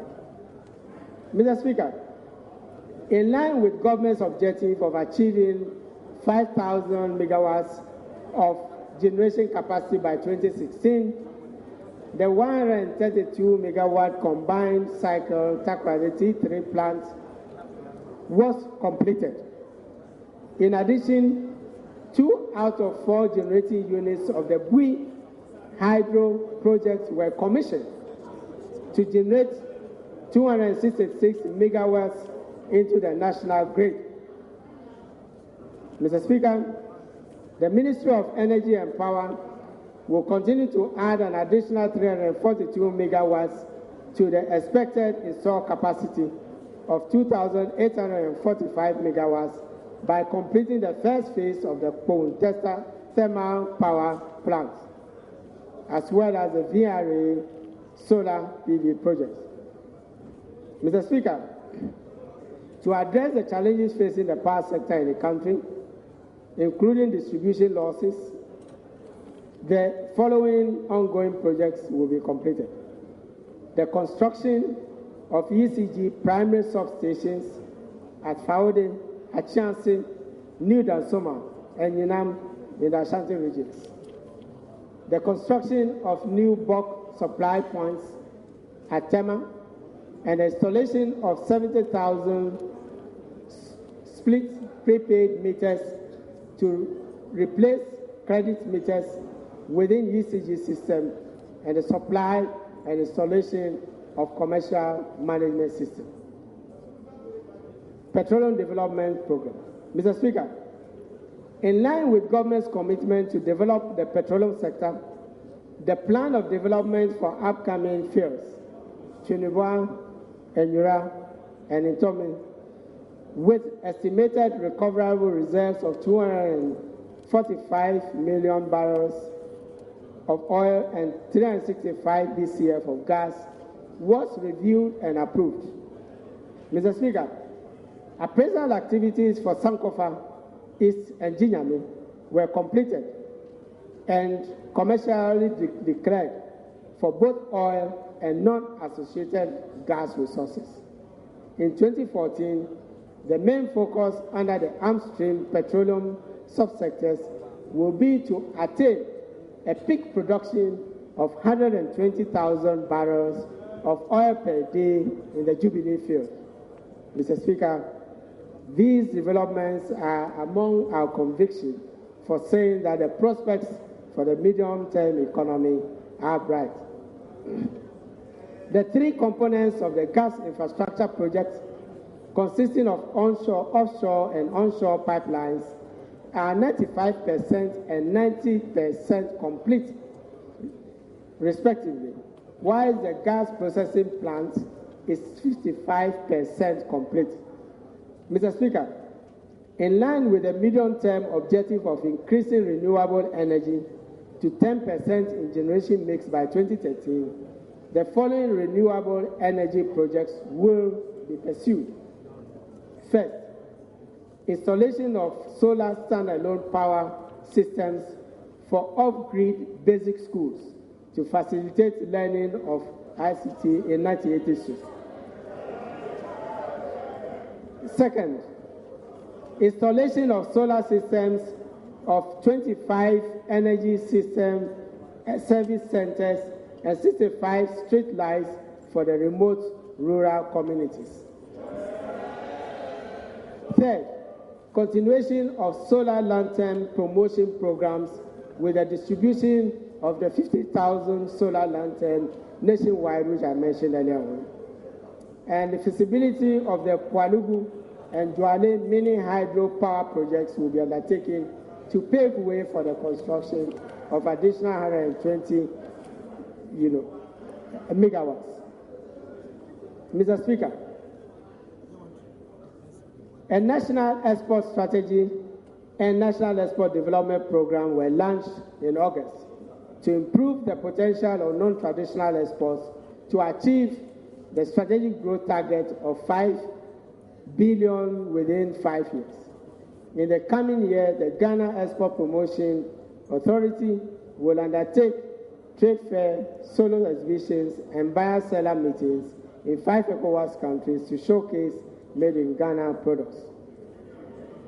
Mr. Speaker, the construction of national local material resource training centers under the Environmental Science, Technology and Innovation was completed, and a sensitization seminar and training on the use of local building materials organized for 100 architects and professionals. Under the Better Ghana ICT project, 60,000 laptops were distributed to upgrade the ICT labs of beneficiary schools. Mr. Speaker, under the Mathematics, Science and Technology Education Program, 2,560 scholarships were awarded, and this will be increased to 3,700 in 2014.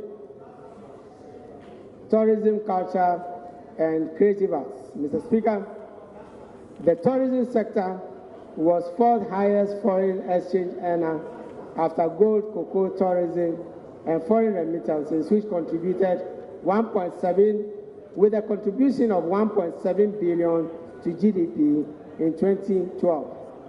Actual international tourism arrivals also rose from 903,300 in 2012 to nearly 1 million at 993,600 in 2013.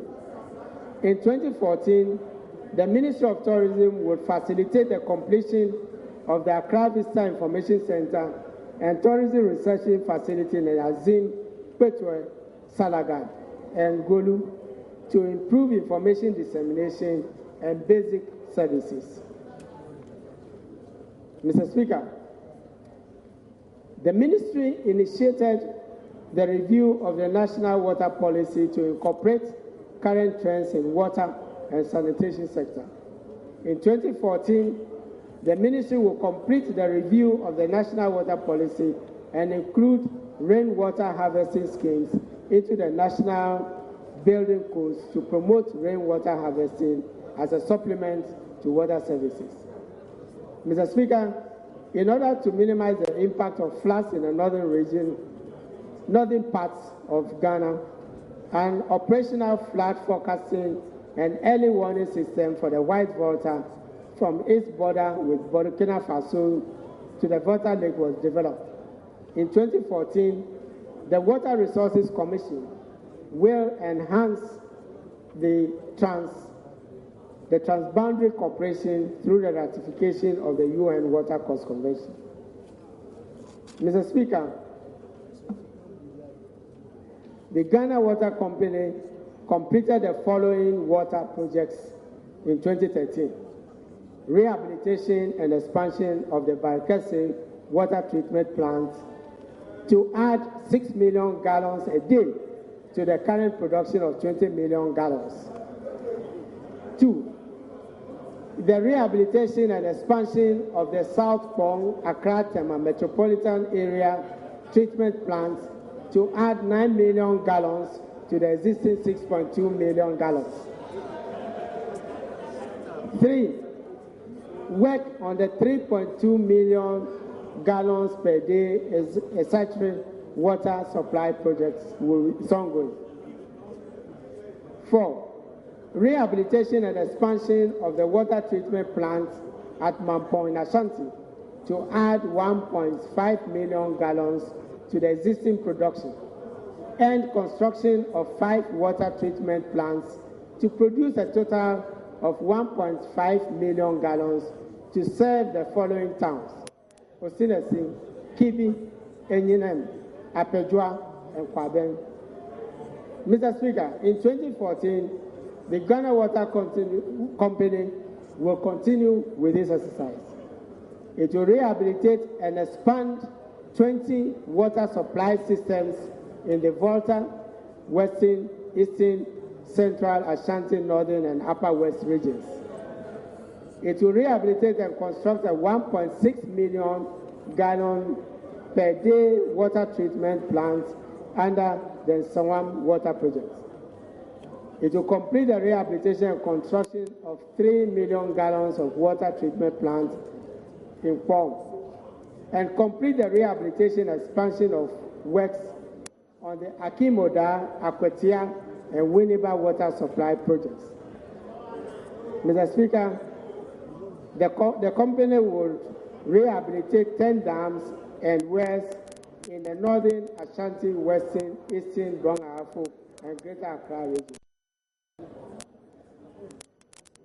Mr. Speaker,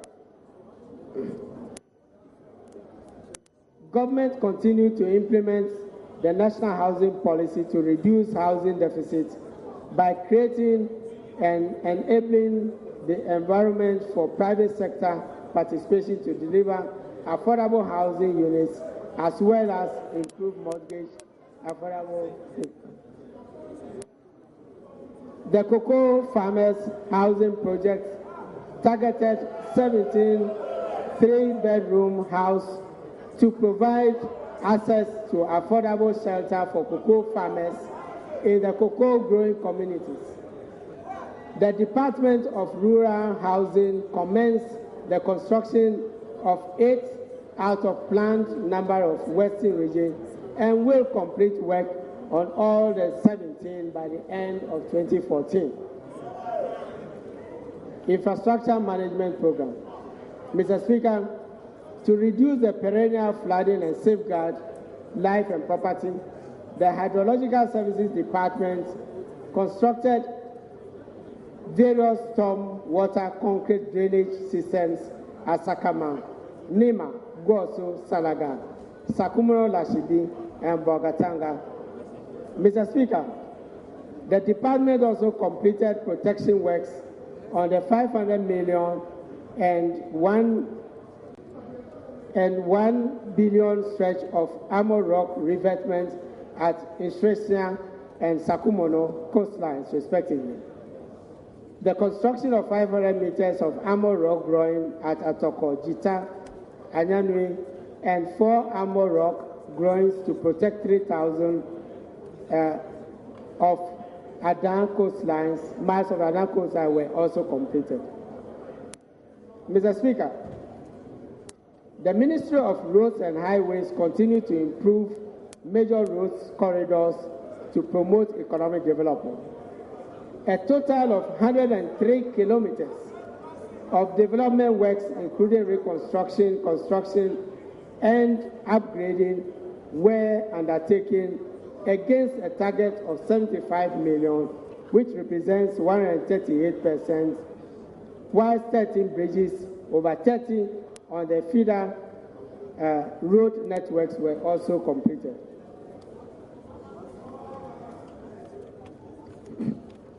Mr. Speaker, in 2014, the ministry will construct 300 kilometers of trunk roads, 90 kilometers of rural roads, and 150 kilometers of urban roads. It will also undertake 8 engineering studies and construct 12 trunk, 20 rural, and 2 urban bridges. It will construct the following roads and continue most of them, which are already in the pipeline: Tatakwashi Medina, Asankagwa Enchi, Krofom Apredwa, Bupe Tamale, Fulfoso Sola, as well as the Repapase, Takwa, Bogoso Ayamfuri, Agona Junction, Elubu, and Bema Camp roads. Mr. Speaker, the ministry commenced the use of public PPP models for financing construction and management of roads. and it will pursue this in connection with Accra Tema Motorway rehabilitation, Accra Kumasi dualization, and Western Corridor Elubu. Mr. Speaker, work has started, as we all have seen, on the Kwame Nkrumah, interchange. In 2014, the Ministry of Roads and Highways will continue to undertake routine maintenance activities on 11,000 trunk roads, 16,000 feeder, and 4,200 urban road networks. Periodic maintenance activities will be undertaken on 892 kilometers trunk roads, 1,500 kilometers feeder and urban roads. In addition, minor rehabilitation works will be undertaken on 625 kilometers trunk roads, 1,425 kilometer feeder roads, and 200 kilometer urban roads. Mr. Speaker, on transport, the ministry pursued its policy of encouraging private sector participation in aviation industry, which resulted in competitive domestic aviation service delivery. The KIA, Kotoka International Airport, Phase 3 rehabilitation project is 47% complete. The feasibility study and design for the expansion of the terminal building was completed, whilst work is ongoing on additional parking bay for eight wide-body aircrafts to address the inadequate parking space at the airside during peak periods. The construction of a 7-story Ghana Aviation Training Academy has also is about 80% complete. Mr. Speaker, the KIA Terminal Building expansion project will continue in order to provide a new enlarged departure hall, a concourse building to accommodate 6 new boarding gates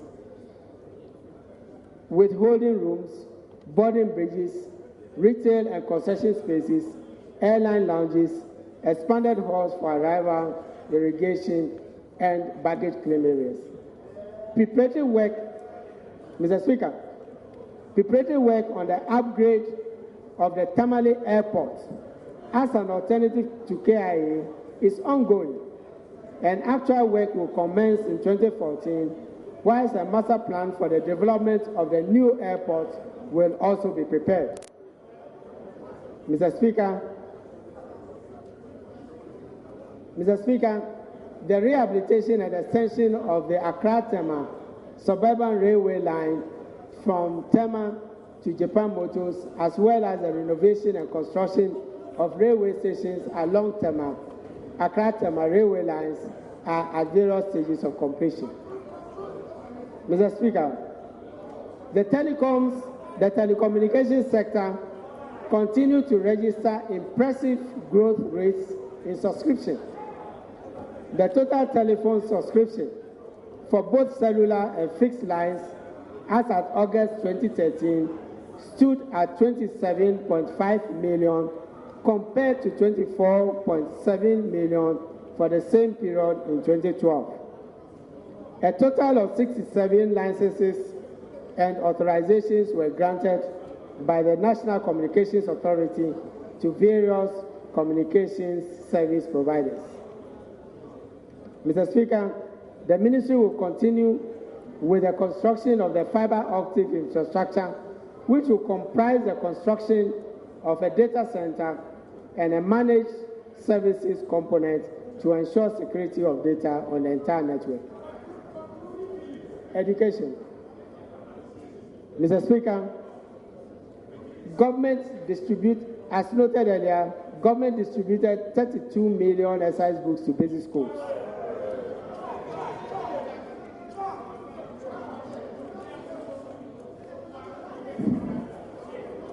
Government contributed 32 million exercise books to basic schools across the country, and this has benefited 4.8 million pupils whilst 170,221 pupils in selected deprived communities benefited from free school uniforms.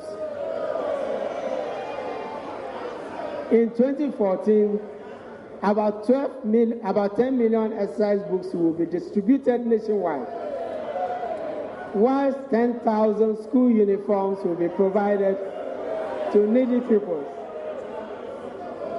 Government will also provide BECE subsidy for over 403,000 final year JHS students. Under the programs, Mr. Speaker, under the programs for removing schools under trees, 983,000 classroom blocks, representing 43.3% out of the total of 2,269, have so far been completed and handed over, with the remaining 1,286 at various stages of completion. Mr. Speaker, a total of 12.5 million English, mathematics, and science textbooks were procured and distributed to public and private schools. Mr. Speaker, to ensure adequate provision of infrastructure to increase access to SHS enrollment, the ministry completed 75 6-unit classroom blocks, whilst 45 2-story emergency dormitory blocks were completed and handed over. Mr. Speaker,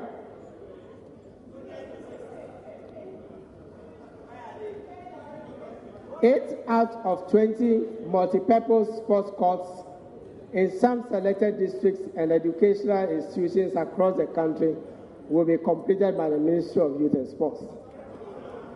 Mr. Speaker, the senior national football team, the Black Stars, won the first leg of the playoff of the qualifier for the Brazil 2014 FIFA World Cup tournament against the Pharaohs of Egypt, and will hopefully repeat a similar feat in Egypt to earn participation in the World Cup.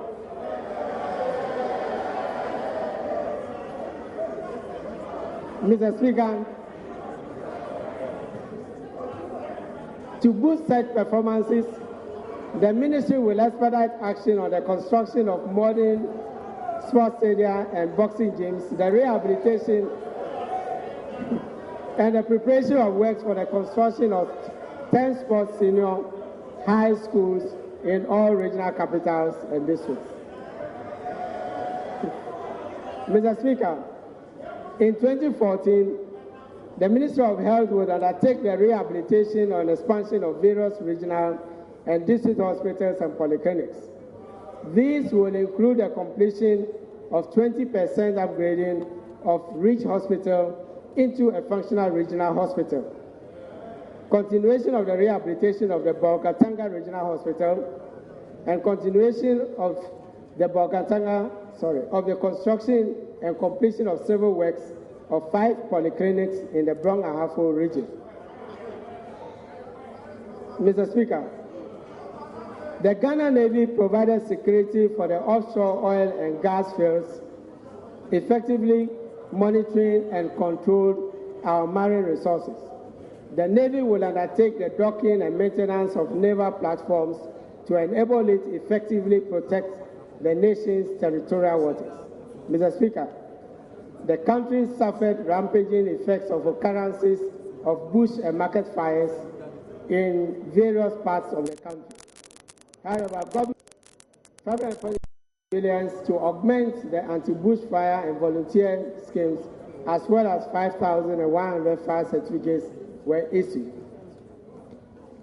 Mr. Speaker, in 2014, government will intensify and visibly project day and night patrols on our highways, commercial and residential suburbs of the major cities across the country. It will also expand the intelligence-led policing through the Reward to Informers scheme. Mr. Speaker, we will strengthen public financial management in order to enhance management of the public accounts and also the administration of the budget.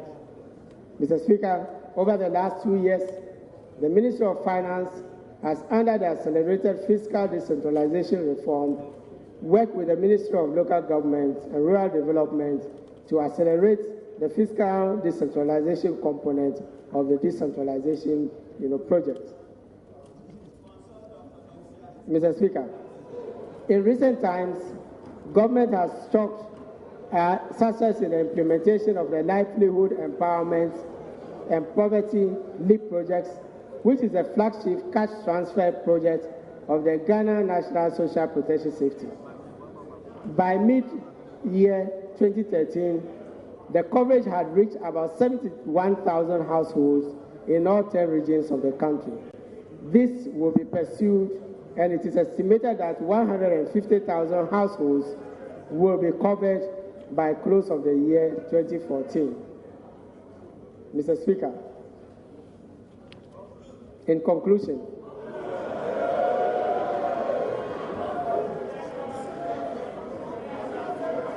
Mr. Speaker, this budget has been prepared with due consideration for the aspirations of the Ghanaian for a better Ghana. It also reflects our determination as a government to deliver on all our mandates and we resolve to rise up to the challenge and confront the very difficult responsibility to realign the budget to meet key national priorities. These measures are necessary for making a smooth transition to lower middle income and middle income status. Mr. Speaker, we believe that the task is for the hopeful and strong and not for the pessimists. Mr. Speaker, the journey to economic prosperity is a marathon with judicious sprints needed to transform the country. We will continue to provide key sectors like agriculture, manufacturing, with incentives to enhance their competitiveness, even as we diversify into oil and gas. It is in this respect that we announce before you, Mr. Speaker, the establishment of the two critical funds, the infrastructure funds, the Ghana Infrastructure Fund, as well as the SME Fund. Mr. Speaker, there is a general view that countries attain middle income status and economic growth at the expense of social service provision. Government therefore recognizes the need to consciously provide basic goods and services to individuals and families who are poor or vulnerable to mitigate, prevent, or cope with economic, social, natural, and other shocks that affect their livelihood and survival.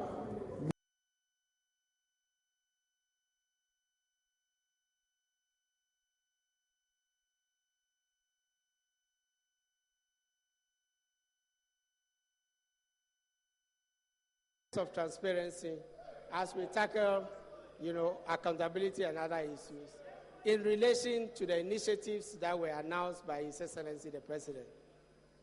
It is our conviction that this budget makes proposal for programs that will improve the lives of our people in the context of our new emerging status. It will definitely require some sacrifice, but the future is hopeful and bright. Mr. Speaker, with your kind permission, may I reiterate that today is significant in many respects. With your kind permission, may I reiterate that today is significant in many respects. Whilst I am here presenting my second budget on behalf of His Excellency, since my assumption of office, the Black Stars are in Egypt. to meet the pharaohs. And we know that they will make the nation proud in qualifying for the World Cup. We are profoundly proud of the Black Stars. Whilst wishing them the best of luck in the game, on behalf of His Excellency the President, and if you would permit me, Mr. Speaker, on your own behalf and on behalf of this august House, and on behalf of all Ghanaians, I wish to assure them that their winning bonus will be paid immediately they come back.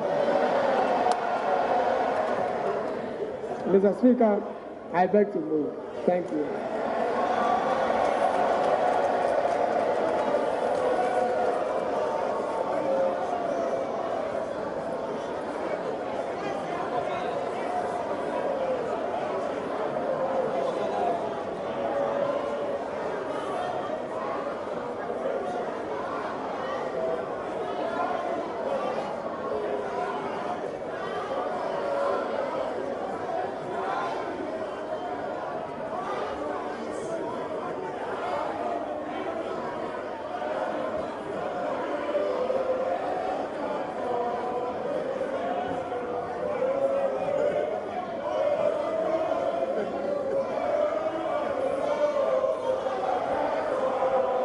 Members,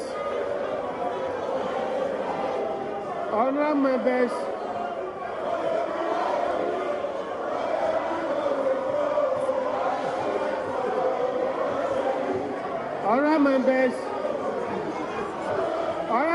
order.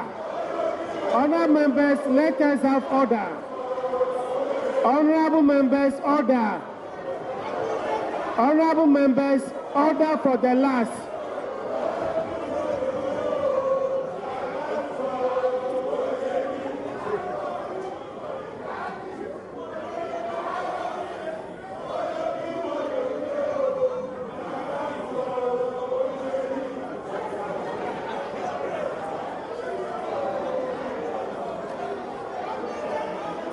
Honourable members, in accordance with Standing Order 143, and within such time as the Business Committee may determine, debate on the motion shall stand adjourned for no less than 3 days.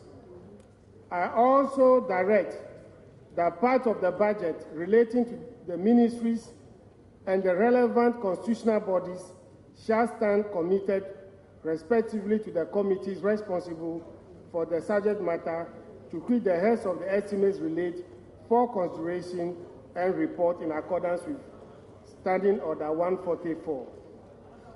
Furthermore, any part of the budget relating to revenue and expenditure shall stand committed to the Finance Committee in accordance with Standing Order 145. Honorable Majority Leader. Thank you very much, Mr. Speaker. Mr. Speaker, we've had a very long day, and based on your directions in relation to committing the statement on economic policy of government by the Finance Minister, as it were, I would like to move that this House stand adjourned to the 20th of November in the forenoon. Back to me, Mr. Speaker. And it's in the forenoon, 10 o'clock. Any second.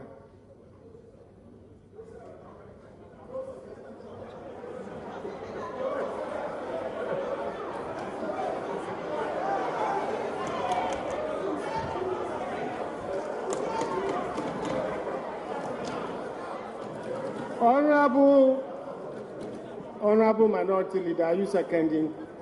The motion has been moved. I want a seconder. Mr. Speaker, before I second, I intend to second the motion, but before I do, looks like there is an omission that on the part of the minister. That is what my colleague wanted to point out to him. Honorable member, you can raise it, and then you put the question. In your seconding the motion, you can raise it.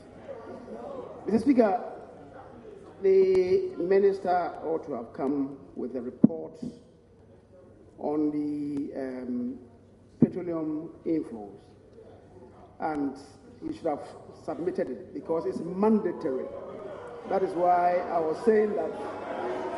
That is why I was saying that he should have done so alongside it. He says that he has it, and he should have laid it because it's mandatory. It's statutorily mandatory that we are required to submit it.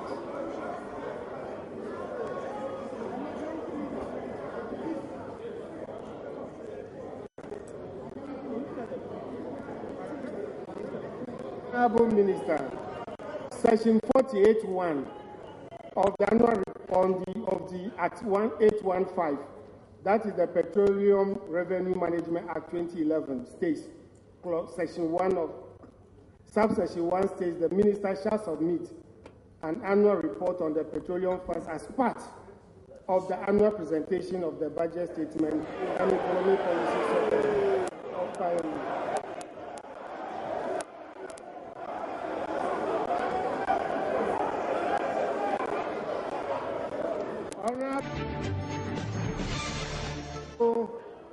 Yes, let me hear from you. Thank you, Mr. Speaker. Mr. Speaker, I guess that it was a matter of the procedure that didn't make it happen.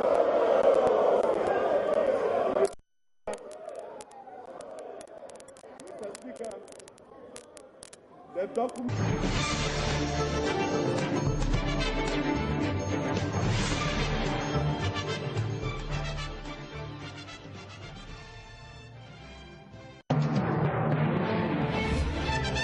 The law makes it mandatory that it has to come together with the budget. It should be deemed as having been captured. And physically, Mr. Speaker, once the matter has been raised, I will indulge you to let the Honorable Speaker actually place this report at the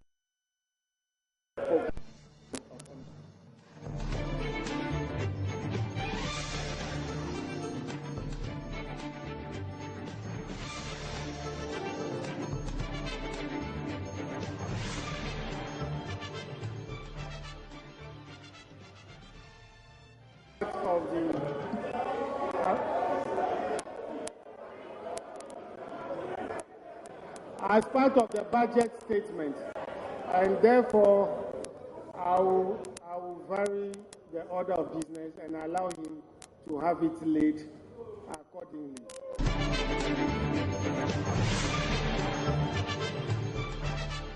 That's a very uninspiring budget, but I want to agree to move a motion for adjournment in order for us at least to watch the Black Stars match. Mr. Speaker, I second the motion.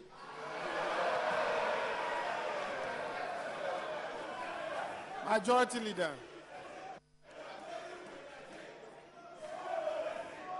Mr. Speaker, I was just trying to draw my honorable colleague to a type of style which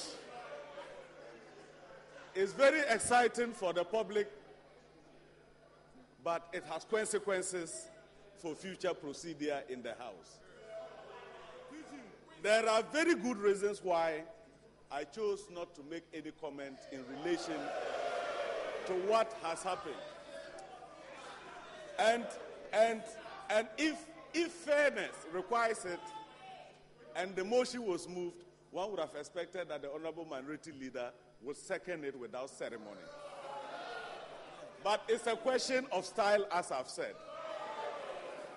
But I am taking serious notice about that style, and I'll revise my own style subsequently. Thank you, Mr. Speaker.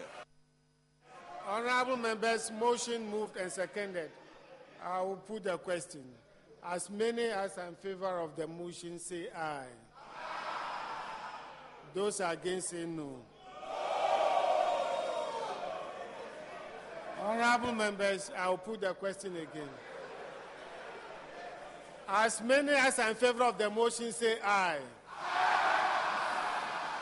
Those against say no. I think the ayes have it. The ayes have it. The motion is adopted. The House is accordingly adjourned to Wednesday, 20th November 2013 at 10 o'clock in the forenoon. Honorable members, thank you very much.